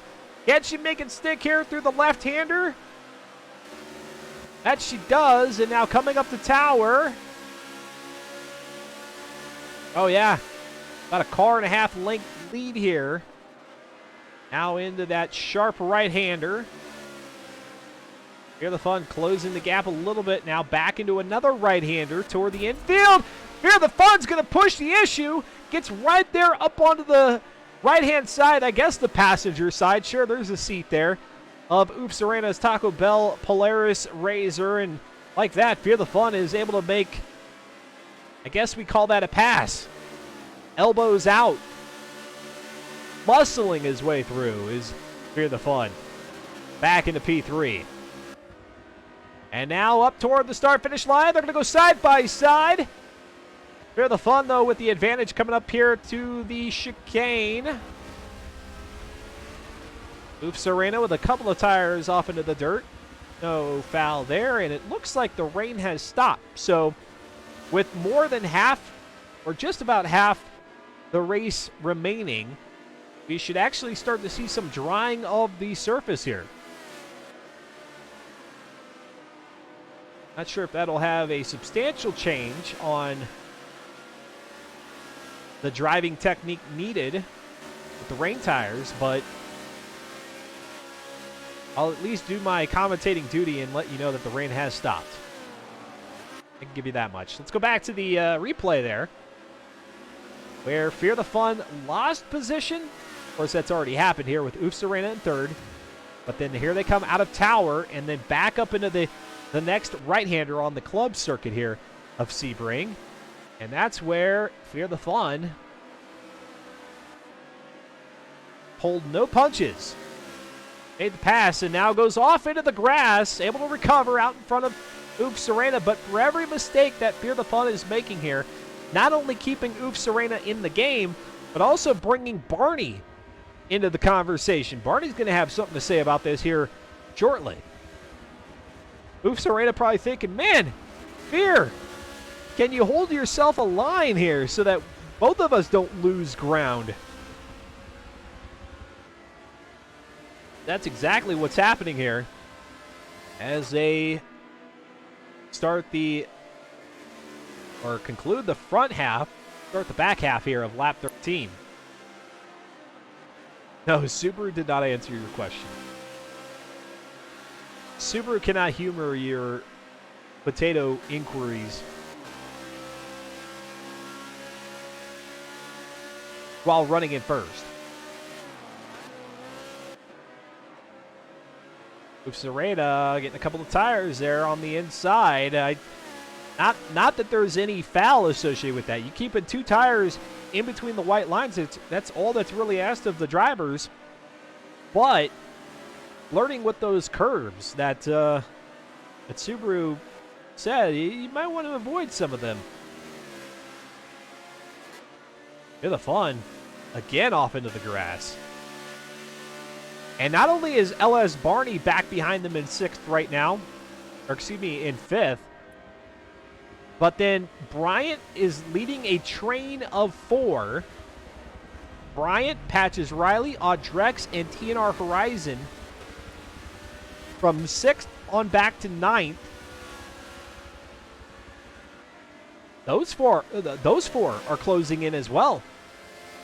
We might have ourselves a 6-way battle for 3rd here if Fear the Fun keeps holding things up a bit. I mean, Fear the Fun is driving quick, but every one of these mistakes is shaving a second or 2 off the time. Oh, and the rain has come back. Now this was part of the forecast that the rain could be a part of the start, which we saw. The track has dried, but now it's starting to gather more moisture, and here comes Oofs Arena. Right where Fear the Fun made a pass about 4 or 5 laps ago, Oofs Arena returns the favor and moves back up to 3rd position. Fear the Fun in 4th, Barney in 5th, Bryant in 6th, Patches Riley and TNR Horizon in a battle for 7th. Audrex dropping back a spot to 9th. Borna's Ghost rounds out the top 10. Then it's Modern Weapon, Slow Motion Fire, and Weisenmitten, with Kuda 93 getting that DNF early on in the race.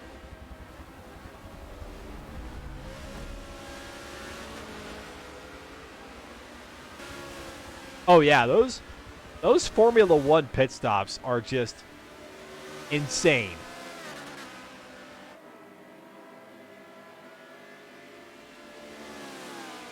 Ghibli Giblets letting us know there in the chat. For anybody who's watching this on demand, they're probably thinking, what the heck are you talking about? The F1 Oracle car got a 2.1 pit stop, which included 4 new tires and a white down on the 2-inch windscreen. Yeah, probably got a little bit of fuel too. You know, a splash of several gallons of fuel. And Fear the Fun, of course, not relenting here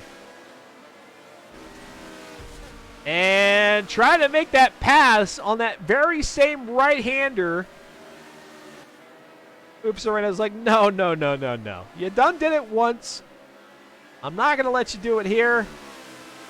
And Fear the Fun, they continue to have sparks. Sparks flying here as the, I guess the metal bits of the Polaris Razor make contact. Yeah, it's a little dramatic, but it gives us a good indication that there is contact between the two cars. And now here comes Oofs Arena. Fear the Fun through the chicane. Ellis Barney is closing that gap. Less than a two-car difference here between Barney, Fear the Fun, and Bryant. Bryant has basically gotten rid of Patches, Horizon, and Audrex. The gap between 6th and 7th was a lot closer a few laps back. But Bryant will soon be a part of this, I do believe. There you go. There's a look at how close things are getting here. From 3rd on back to 6th. And oh no, a loading screen again.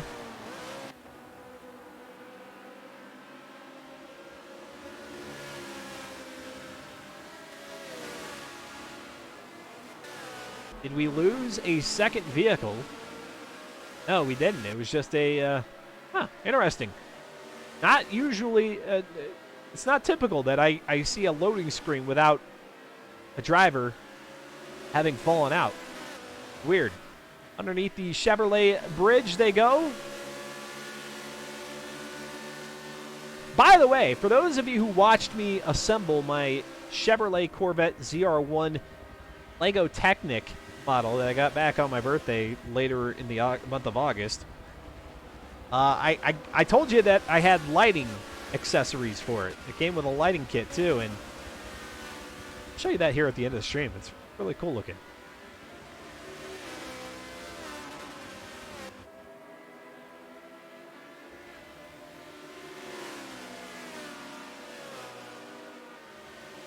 The forecast states that Slow Motion Fire might get zapped by a Zeus bolt. Sensitively. Well, now, see, I think we've established that there will be no lightning strikes here at Sebring. As a matter of fact, I haven't even heard a rumble of thunder. This is a very gentle shower out here at Florida. Here in Florida, the name of the nearby city escapes me, but yeah, it's just been overcast. A little bit of rain has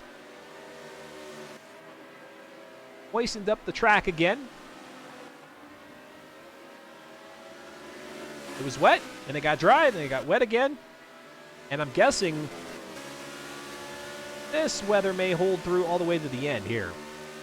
22 laps. We are on lap number 18 now as LS Subaru comes across the line after passing one of the back markers. It's going to be Weisenmitten. So Subaru, life does exist out here. He's racing all by himself for a while, then comes across a back marker. Here comes Barney to the inside, trying to make a pass on Fear the Fun. And they'll go side by side here on the backside of what would be, I guess, what would be the backside of the larger track. We're coming up to that portion of the circuit, but Barney not able to hold on to it. But that's a clear indication that the missteps of Fear the Fun not only allowed Barney to get into the picture, but now are putting Fear at risk of losing not only P3, which he's done to Oops Arena here now for the second or third time in this race, but now could fall back to P5, even P6, as Bryant is lurking back there. Bryant, second overall in points heading into week number 4, was a non-participant there in week number 3. Effectively making week number 3 there for Bryant the drop week. Trying to hold their spot on that overall leaderboard going into week number 5. Bryant finishing second at the Dubai Mountain Circuit.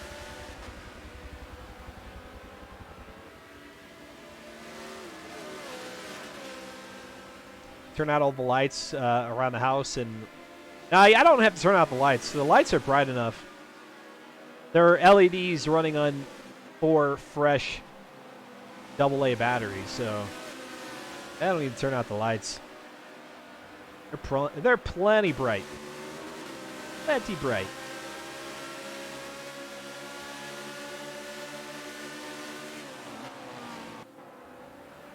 LS Subaru looking to pick up his 7th win here in Season 48, and unless something terrible goes wrong, unless something terrible happens, be the right way to phrase that, LS Subaru should be able to secure that 7th victory, and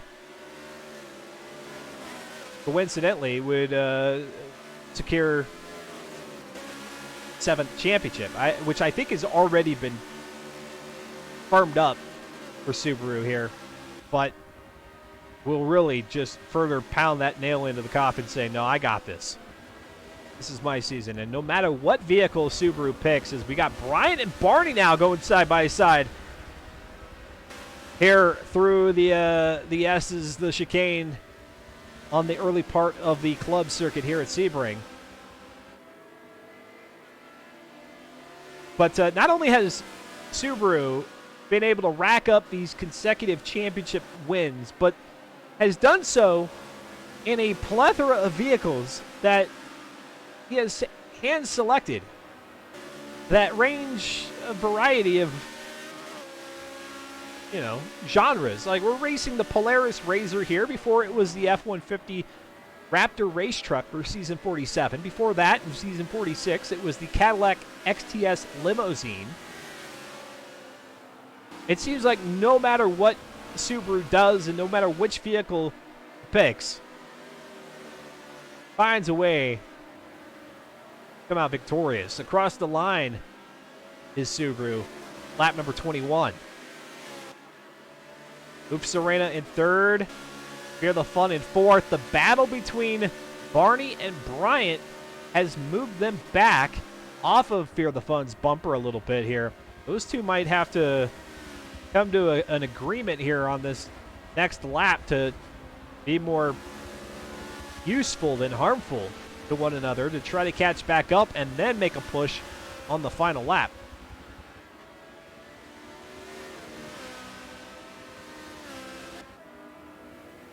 Yeah, I'm almost convinced that Subaru could run these races blindfolded and still win.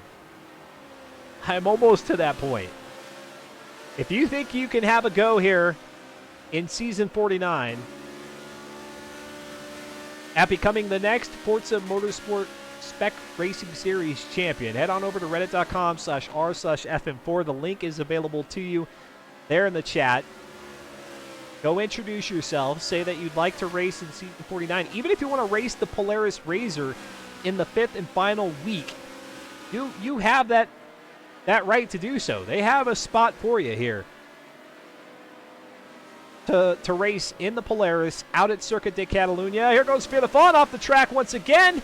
And back on. Oops, Serena's probably just looking in the rearview mirror, shaking her head like, man, you can't run a clean lap to save your life. And Bryant with Barney back there in 6th position now. 1 lap to go here on this 22-lap race out at Sebring. The rain continues to fall, so they'll have no reprieve from that here on the final lap. How will things end here? The 3rd, 4th, 5th, even a great battle there. It looks like a 3-way battle for 7th. Patches Riley, TNR Horizon, and Audrex. Born as Ghost a little bit further behind in 10th. Modern Weapon and Slow Motion Fire battling it out for 11th. And Weisemitten in 13th. As they have elapsed the midpoint of the Sebring Club circuit. Here they go. The final few corners. The last sharp right-hander where Fear the Fun has really tried to make the move on Serena. Not able to do it there. Only a couple of corners. The left-hander, then the gradual right-hander back toward the start-finish line. Serena trying to pick up her second podium here in Season 48. Underneath that Chevrolet bridge once again. Looks to hold on. And indeed will do so. Serena in third. Fear the Fun will pick up fourth. Bryant will get fifth. Barney in sixth. Let's go to TNR Horizon back in eighth position. Behind Patches Riley in seventh. Patches Riley gets seventh. Horizon in eighth. Audrex in ninth. Born as Ghost in 10th. Modern Weapon, Soul Motion Fire, and Eisenmitten. That is the 13 of 14 drivers who started the race, getting across the line and the checkered flag. Ghibli giblets, I believe I'm a clean driver. Well then, come race. All right, folks, we do the intermission thing here. It's just so that I can tabulate the results, and then that our organizer can do the same for the official points tally. And then when we come back, we'll talk to our drivers in the driver spotlight. We'll preview week number 5. I'll tell you what's to come here on Xventure. We'll close things out here for week number 4, season 48 of the Forza Spec Racing Series. I'm Dustin Moore. We'll be right back.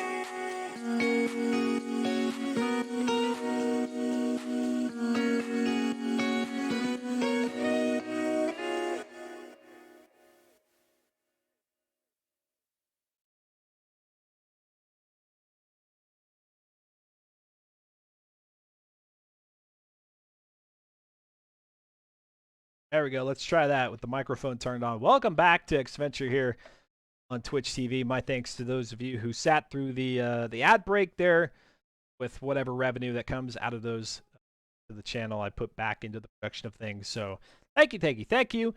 And now we take the time here at the end of the racing action to talk to some of our drivers, get their thoughts on how things went here tonight, and look ahead to what lies ahead in week number 5, the finale out at Circuit de Catalunya.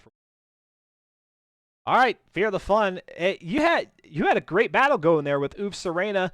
Out of tower, the right-hander toward the backside of the track, and then the next sharp right-hander, you're actually able to make a pass there once and then try to do it subsequent times. Had no luck, finishing in P4 behind Oof Serena. That was a good one. Yeah, I had a lot of fun. It was good racing. A lot better than the previous effort at the mountain circuit in Dubai, for sure. Yeah, you're able to come out of that Dubai mountain circuit race, the 10th place finish. So in the top 10 there, just barely. How about the conditions out here? We saw the rain, then it went away. The track dried up a little bit. The rain came back in. Did that mess with your handling whatsoever, or was it pretty consistent all the way through? Honestly, I didn't feel a difference. Very, very minimal at all. Okay. Other than a little bit, some oversteering moments, it didn't feel all that different comparatively. Okay. And then as far as your position entering week number 4, you had 163 points, 1 point better than TNR Horizon. Horizon just not having a good run here in week number 4, so I don't think you're threatened there. Cratrium, depending on Cratrium's drop week situation, you could be closing that gap there for third. And then Bryant also not having a good run here in week number 3. So you could be flirting with a top 3 finish here by the time season 48's done. And that hasn't happened in a while, I don't think. I don't remember the last time I had a podium finish for points. So if I get it, I'll be happy. If I don't, I'll still not be happy, but I'll be happy-ish. Yeah. Okay. So, but yeah, no, this is a good race. I mean, I'm happy that, I'm doing okay. Yeah. Apparently, this car just meets what I'm good at, and my tune's okay, and I put everything together, and I haven't choked it out or anything like that, except for, what was it, 2 weeks ago? And then other than that, I've been pretty solid, pretty consistent in the top, except for, what was it? I guess I had that bad finish at Homestead last week, and then, okay. Bathurst, I'm trying to remember how that one went for you. I DC'd. Okay. Or actually, I left because I got angry, but I'd much rather I'd rather get angry and not yell at people because it was my own fault. I was just being dumb. So I just kind of took that one on the chin. It was like, you know what? Before I say something stupid, which wasn't their fault, I'm gonna just head out. So I headed out. I had mentioned earlier the psychology. Sure, it's video gaming. It's and especially here in the Forza Spec Racing Series, it's meant to be fun. But you go from that 10th place finish out at the Dubai Mountain Circuit, able to turn that into a P4 finish here. Certainly, there's an opportunity for a nice finish there in week number 5, and possibly have a podium finish here in the season. How do you go from maybe some of those early season races which didn't go so well, even tonight's Dubai Mountain Circuit, and block that out and allow yourself to finish here in the top 5 out at Sebring?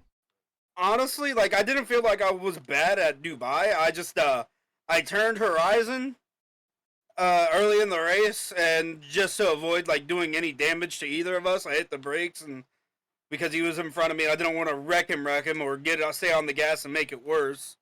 So I let off, and I got passed by about 5 or 6 people. And then it was later on in that race, me and him ended up being next to or right on top of each other again. And I made a mistake, and I took him out a second time. So it was a bad error or bad judgment on race 1. And I think there was the 5th fastest, not lap time, but qualifier. So I was happy enough with that, to be fair. And then I just I threw it away, getting too ambitious too early in the race. And I ended up taking out another player with us. So, and then you asked how do you reset? It was just I was fast. I qualified P3. I knew I could stay near P3, and that's what I did. I just put my nose to the grindstone, and I actually shut up for a couple laps. And did my best. Oh, well, very good. You certainly did. Now, I will caveat that with out of all the drivers that we saw here out at Sebring in the rain, you were playing in the mud more than anybody. So how do you explain being off track so much and yet at the same time being able to compete and being up there with Oops Arena for that third place position. Granted, you finished in fourth, but you were neck and neck, will pretty much all the way through. I was trying hard. You were. I'm not gonna be like, oh, I'm the best driver in the world. I'm definitely not. But you see, when it comes to that, I want close, clean racing. I don't care if somebody goes wide or if I go wide or if whatnot. I'd rather keep it clean, like me and Serena did, comparatively to what I did the Horizon the race before. So if that means running a little wide or getting close, or I don't think I'd cut any corners. I think I just ran wide on a few of them. Yeah. And, no, I agree. It was just, I guess the water and the rain and the mud and the grass didn't really affect the car as much as maybe it should have. Or maybe because it is a side-by-side that is actually decent in the mud on a Forza game. Who knows? But it was fun. Okay, well, it was fun. You talked about how you reset so that you could get a top 5 finish after finishing P10 at Dubai.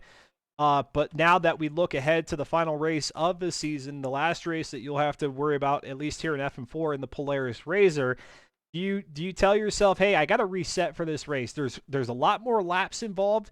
So if I'm doing more of that off-roading stuff, that's going to be more harm than good. How do you clean that up going into week 5, race number 9? Well, first off, it's not raining. I guess, like I said, I didn't feel like it was the handling difference was all that much in the rain, but it does, like, I can't, like, it's harder for me to judge my braking distance in the rain, so that's why I ran wide a couple times, just because I can't guesstimate as well in the rain, whereas this is going to be dry, and it's a much wider track, and there's not as many 90-degree corners or 110 plus on the right-hander, turn 1. Yeah. So it's just a lot less of that and more. It's more sweeping. It's wider. There's more track. It's easier to keep on the track. Okay. If that makes sense. Well, we'll see. I mean, I know there's the sharp left-hander. The name escapes me. I'll have the track map here for the finale, but you got the sharp left-hander, and then before you go back toward the start-finish line, that chicane there. So definitely be curious to see how our drivers perform there. And then as for you, I'm probably going to get confirmation. LS Subaru is right behind you here in the driver's spot. I'll probably get confirmation from him. I'm going to guess that he's not going to run race number 9 next week. So give us a percentage. What are the odds that Fear the Fun finishes in first here for the final race of the season? I mean, it is my track pick, so okay. Higher than none, less than 100%. All right. I'd assume it's a very vague answer, but yeah, I don't know. Usually you provide more precise and more ambitious numbers. Anywhere between 0 and 100 is not really an answer that I'm expecting from you.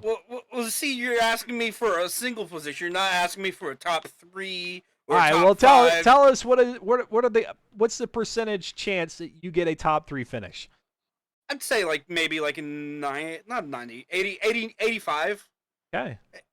If I can put it together, I don't wreck it, and people show up and I'm actually faster than them, I think 80, 85 is good. Okay. Well, hopefully folks do show up. Even though LS Subaru has secured the win here, 7th consecutive championship in the Forza Spec Racing Series. Like I mentioned earlier, drivers still have something to vie for here through the remainder of the season. All right, Fear the Fun. Any shout-outs tonight? No, I'm good. Good, quiet one. I'd like to say sorry to Horizon for taking them out. That was my bad. I'll take that. Good racing between Barney. I'll never say that again. And Serena and who was that? Was it Horizon or Bryant? Bryant. I think it was Bryant. Yeah, Horizon was back. Good racing between them. That was good. I enjoyed it very much. All right. No thanks to Buddy in particular, but then basically names off the entire list of drivers here tonight. I would like to thank Dustin Moore for, being the voice of reason in RFM4. Cause if I'm the voice of reason, then we're in trouble. I'm happy that you're branching out for more things. That Xbox showcase for Horizon was good to watch with over 2,000 and 3,000 people. Well, don't tell turn 10. That's actually a stunt double. It's a body double. It's not me. It wasn't me. It's 100% you. The voice, the looks. Unless you're telling me those eyes aren't the same color. Why are you staring into my eyes? All right, Fear the Fun. Always great chatting with you. I look forward to race number 9 next week because I definitely want to see if you get that top 3 finish. It's always cool, even if the championships are already decided going into the final race. I think everybody kind of throws caution into the wind at that point, and it's just neat to see where everybody finishes. So, same time next week. Look forward to seeing you there. Yes, sir. Have a good one. Thank you. You too. All right. There you go. There's slow motion fire. No, not slow motion fire. See, now why do I do that? I mixed them up. That was Fear the Fun. I'm sure we'll talk to slow motion fire here in a bit, but now we've got LS Subaru. Now, I will say unofficially, just so that I'm covering my backside, that I don't say anything that Fear the Fun and slow motion fire and Modern Weapon are going to come in here and be like, no, what are you talking about, Dustin? Unofficially, the Season 48 champion and your 7th consecutive. Do you feel not whole though, the fact that you didn't win that race at Homestead a week ago? I feel pain. You feel pain? Yeah. I mean, it's always good. It's always nice to win a championship, especially when it's my 7th. But yeah, I'm still a bit cut by not getting the Golden Broom Award, so I'll just have to continue working towards getting that next season. All right, so viewers and drivers want to know, is LS Subaru competing in race number 9, week number 5, the finale here for season 48 next Tuesday? No, No. I'm not. All right, so opening up the door for somebody else to finish out in front. Yeah, pretty much. All right, well, then that means I don't get to talk to you for another 4.5, 5 weeks or so. I have to ask the question. I have to pose the question is, where do we go from here? You've given us the fun that was the race, the F-150 Raptor race truck. You've given us here the Polaris Razor. I don't know that you ever have put forward an S-Class vehicle here in FM4. I have not picked an S-Class car yet. So do you go from E to S? No.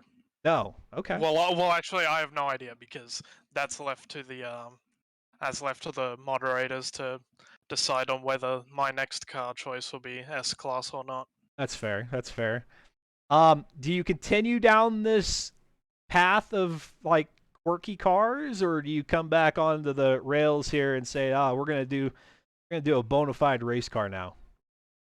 Well, the next car I have in mind is it's still different from every other car that I've chosen so far, but it should be it should be a lot more normal than my more recent picks. Okay. Just in case, for anybody who's watching right now and maybe thinks, okay, the limo was not Subaru's pick. That actually was a group decision, if I'm not mistaken, right? The Subaru was not your decision. Yeah, the limo was not my decision. Correct. Oh, yeah, the limo, yeah. So you can't take the blame for that, although it was a great season. Anybody who missed season 46 should go back to watching that one. That was a phenomenal season in the limousine. Where I was going with this was that I don't know where I was going with it. I don't know. I've hit a a stalemate with my mind. All right, well, you say you're going to bring it more back to like a normal racing car. That's exciting to hear for any. That's what it was. For those of you who thought maybe the vehicles of the F-150 Raptor race truck and the Polaris Razor here were just not your thing, maybe that was the excuse for you not to participate. Well, there you go. Subaru maybe giving you a glimmer of hope that Season 49's vehicle choice might be more up your alley. What was what race here in Season 48 through the first 4 weeks was your favorite? Probably either the Bathurst or the Rio race. Okay. Yeah, the Bathurst one naturally because it's my home race, it's my favorite track in the game. So it's always fun to race at Bathurst, and Rio because I think that one was like a really interesting one Yeah. with all the uneven track surfaces and the different elevation changes. I think that really mixed things up and kind of gave the drivers a real challenge in the Polaris. Okay.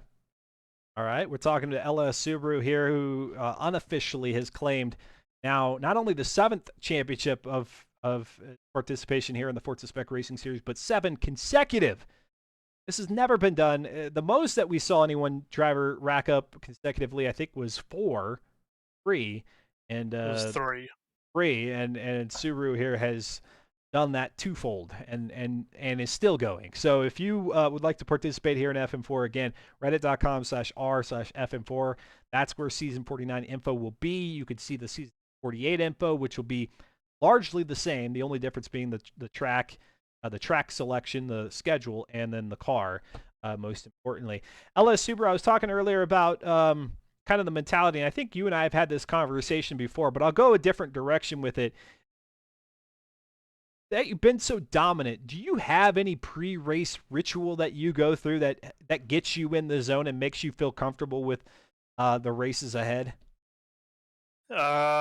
Usually when it comes to qualifying for a race or even doing a standard race like what we've done, all I usually do to prepare myself is kind of just clear my mind, take a few deep breaths to kind of loosen myself up, keep myself relaxed, and kind of just block out any sort of distractions that I end up hearing, whether it be like other people talking or not, and kind of Fear the just really fun, trying to pay fear, attention.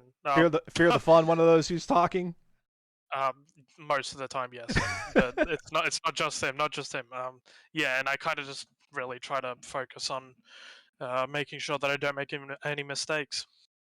You said you kind of clear your head, take a few deep breaths, but what about, like, I don't know, you seem like a pretty I don't want to say stoic. I don't know that stoic's the right word, because we've heard you laughing, we've heard you talking about all number of things, but kind of just cool, calm, and collected. I know the cliche or the proverbial phrase there, but then do you kind of like amp yourself up too? Do you like listen to some music? Do you tell yourself things that get you excited, that or do you just clear your head and then just take that calmness into the race? Everything I do it internally in my mind Oh, okay. and emotionally. So I'm a pretty quiet person. So um, yeah, it's just your standard like uh, trying to like get myself into the right mindset. I don't. I do like I do like listening to music as well, to like kind of lighten up my mood or stuff like that. But when it comes to preparing for a race, I usually like uh, having time to myself and like being in my head and yeah, making sure that I'm in the right mindset for the race. Not that it's for everybody, but I feel like there's an opportunity here for just a small book, the LS Subaru's Guide to Success in Forza Motorsport. Oh, I mean, probably. I don't think if we're gonna get Forza players to make books, I don't think I would be the one to go to. I would say, but yeah, Yeah, well, maybe. I don't know. You say that, but I mean, certainly there are other fantastic drivers in there in the community, but I mean, with you mentioning how you've not long ago you jumped aboard the Forza Motorsport train, I guess if you want to call it that you've gotten involved in online racing, just to know that you've gone that in such a short amount of time had success, at least here in FM4, and I would wager to guess elsewhere. It would be curious, and then we could probably say that it might be the first like official book that anybody's put out. I'll be your publisher, be your copy editor. I mean, yeah. I mean, most of the stuff that I've learned is from other players. So That's cool. uh, maybe the people that have taught me will make books before I do. Gotcha. Okay. Not that anybody cares for like a, but for those that are watching, what I'm getting at is something that Subaru could share the wealth of information, or at least the thought process that he has, that has helped. And of course, a lot of it has to do with how you control the car and all the hand-eye coordination and everything like that. But at least just to kind of get an idea of like how maybe you can approach multiplayer racing. I don't know. I'd read it. Nobody else cares. Yeah. LS Subaru, I know Slow Motion Fire has once again contributed to the livery of your Polaris Razor here in Season 48. Not to jump the gun and do that thank you for you, but what are the shout-outs that you want to throw out here as you conclude your stint here in Season? Well, it's always the same people. Shout out to Slow Motion Fire for organizing the whole thing and making my livery. Without him, I would have a less visually appealing livery. Very basic, probably. It'll probably just have like a number board and that's it. Oh no, Probably can't have that. very poorly made sponsors and all that. Shout out to my team, as always. Yeah.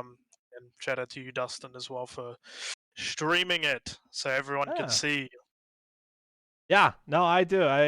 As many races as you win, I still haven't much fun commentating these. So enjoy the time off here from Season 48, and I'm guessing, I don't know, I'm only going out on a limb here that you will be back for Season 49, because I'm guessing that you're going for the record of the most championships of any FM4 driver. Yeah.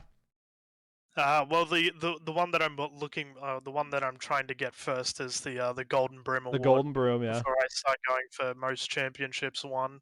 Okay. So we'll have to go for that one first, and then see where we go from there. So I'm not wrong in saying that you'll be back for season.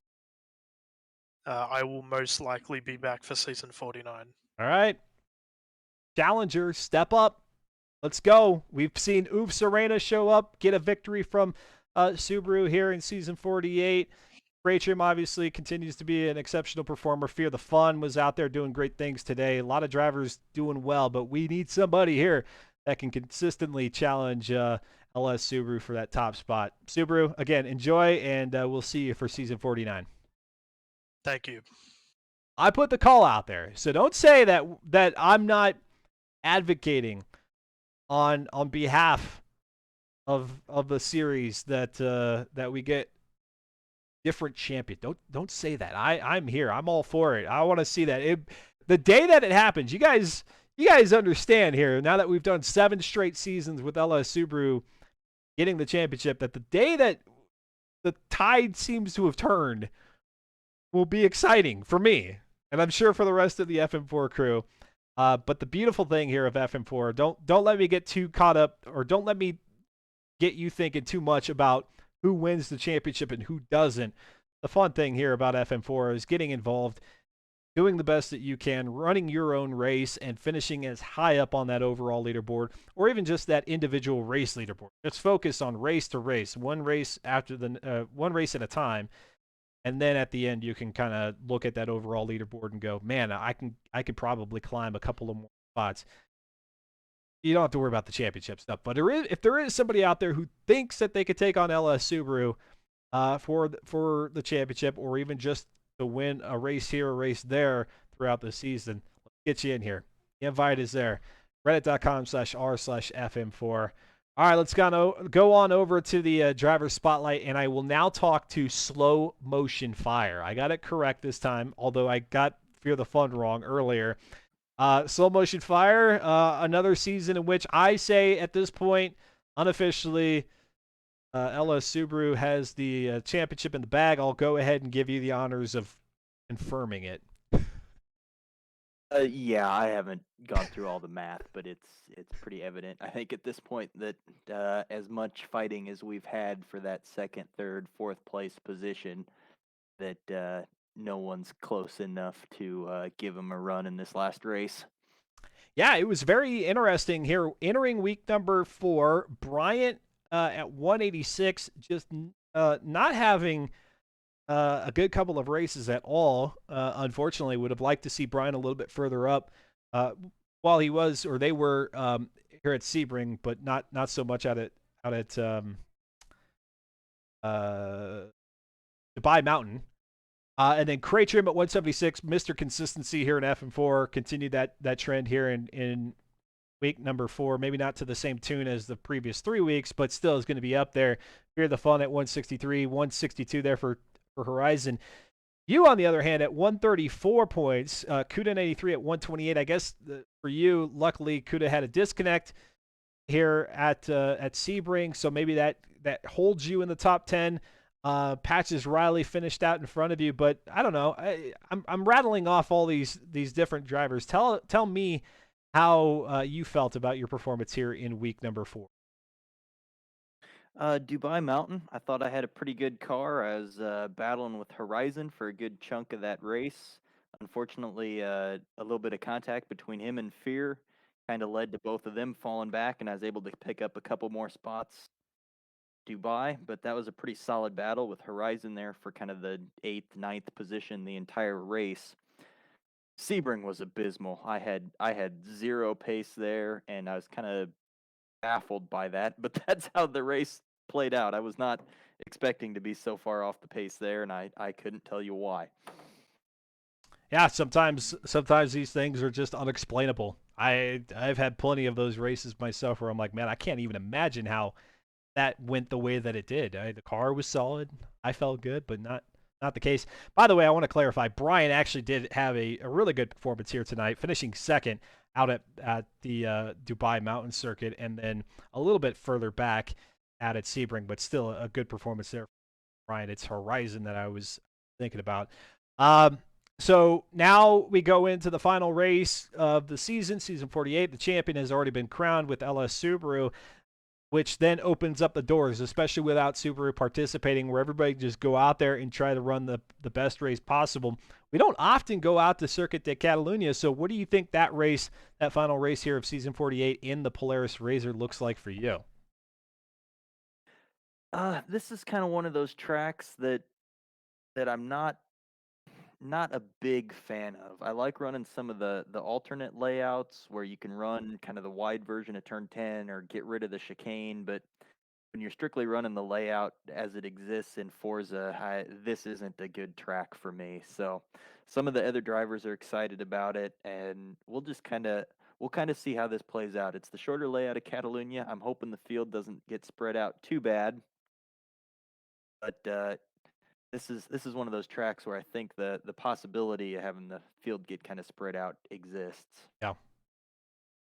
Yep, talking with Soul Motion Fire here in the driver's spotlight. The 4th week of Season 48 has come to conclusion with the final race before the finale out at Sebring in the rain. How about you? In the precipitation, Polaris Razor, that means we come off the race tires, we went on to the rain tires. Did you feel a difference? I know Subaru was saying there should be a difference. Fear the Fun didn't notice it at all. How about you? Seat of the pants, I didn't really feel like the car was too different, compared to some other cars in the past, but clearly something was off with how I was driving. So if I can blame the rain and push that away from my own responsibilities, I'll take that. Heck yeah. Put the blame on Mother Nature. I'm all for it.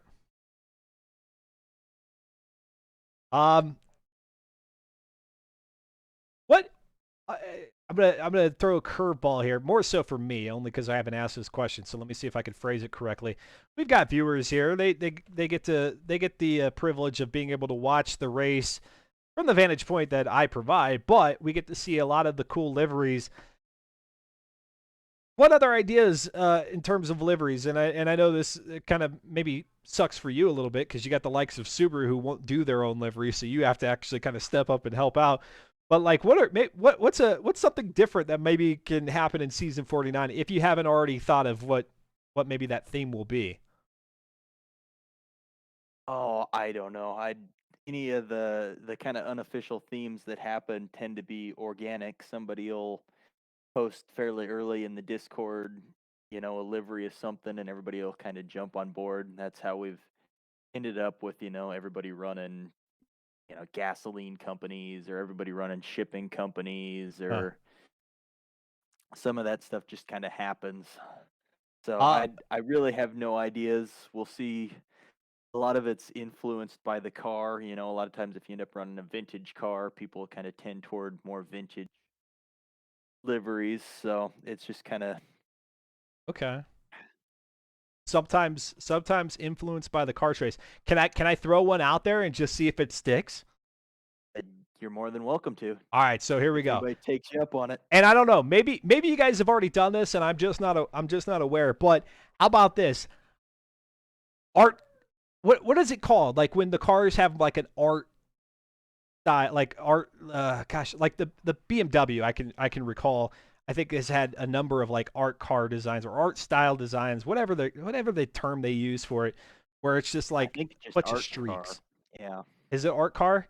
What if you guys have everybody express like their best like artistic ability, whether it is fantastical or symmetrical or asymmetrical with a crazy look, like I don't know, not a business, but just art car.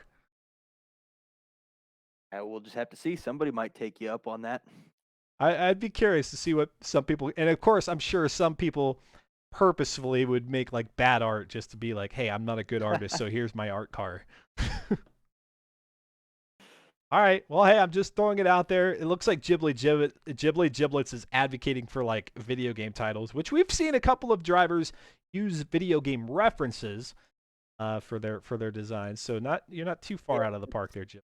That's usually the pop culture seasons. Yeah. We see a lot of stuff from video games like Resident Evil. We've seen Umbrella Corp, and Yep.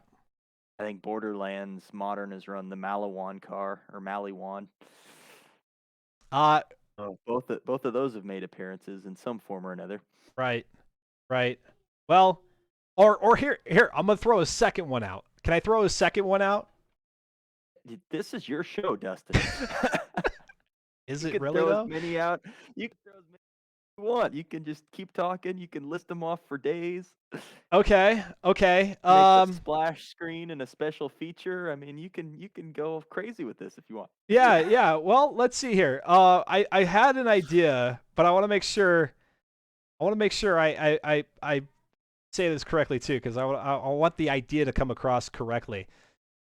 How about a tribute car to T-Phrase in the form of toothpaste or any teeth cleaning supplies items that exist in the market these days? Because for those of you who are just not familiar with where I'm going with this, T-Phrase was a participant in the Forza Spec Racing Series when I initially came on, and there was one time, what was it, Colgate or what? I think it was Oral B. Oral B, and you know, me getting familiar with some of the drivers and either the humor that they bring to their liveries from season to season or whatever the case may be, I just threw out there that maybe he was a big I can't even say it without laughing. A big time tooth guy, whatever that means. The nickname that stuck with him forever. We need- You just got to get Subaru to pick a car. What car most represents the field of dentistry? And then you can inspire everyone. When you think dentist, what car do you think of? the Honda Cavity, if there was the Civic resembles a cavity. I don't know. I'm sorry, Honda. I apologize. But yeah, a tribute to the big time tooth guy with everybody having to go with floss, toothpaste, mouthwash.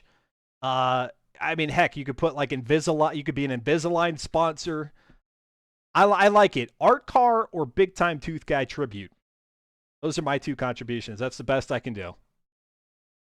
We'll see. We'll see who takes you up on it. Be careful what you wish for, Dustin. No, I welcome it. I welcome the crazy ideas because I love like the fictional business and then the real world business ideas and stuff like that. That's cool, but I want to. If we're gonna still have LS Subaru as the reigning champion, well then, gosh darn it, I want some crazy livery ideas. And Alright, and make we'll just have to make see- Subaru yeah, we'll do have to his see what own. everybody comes up Otherwise, he with. can't participate. Oh, you're trying to run him out of the series now, aren't you? You know, I'm a fan of Subaru, but Mandatory self liveries. but I'm just trying to find a way to mix it up, to change it up a little bit.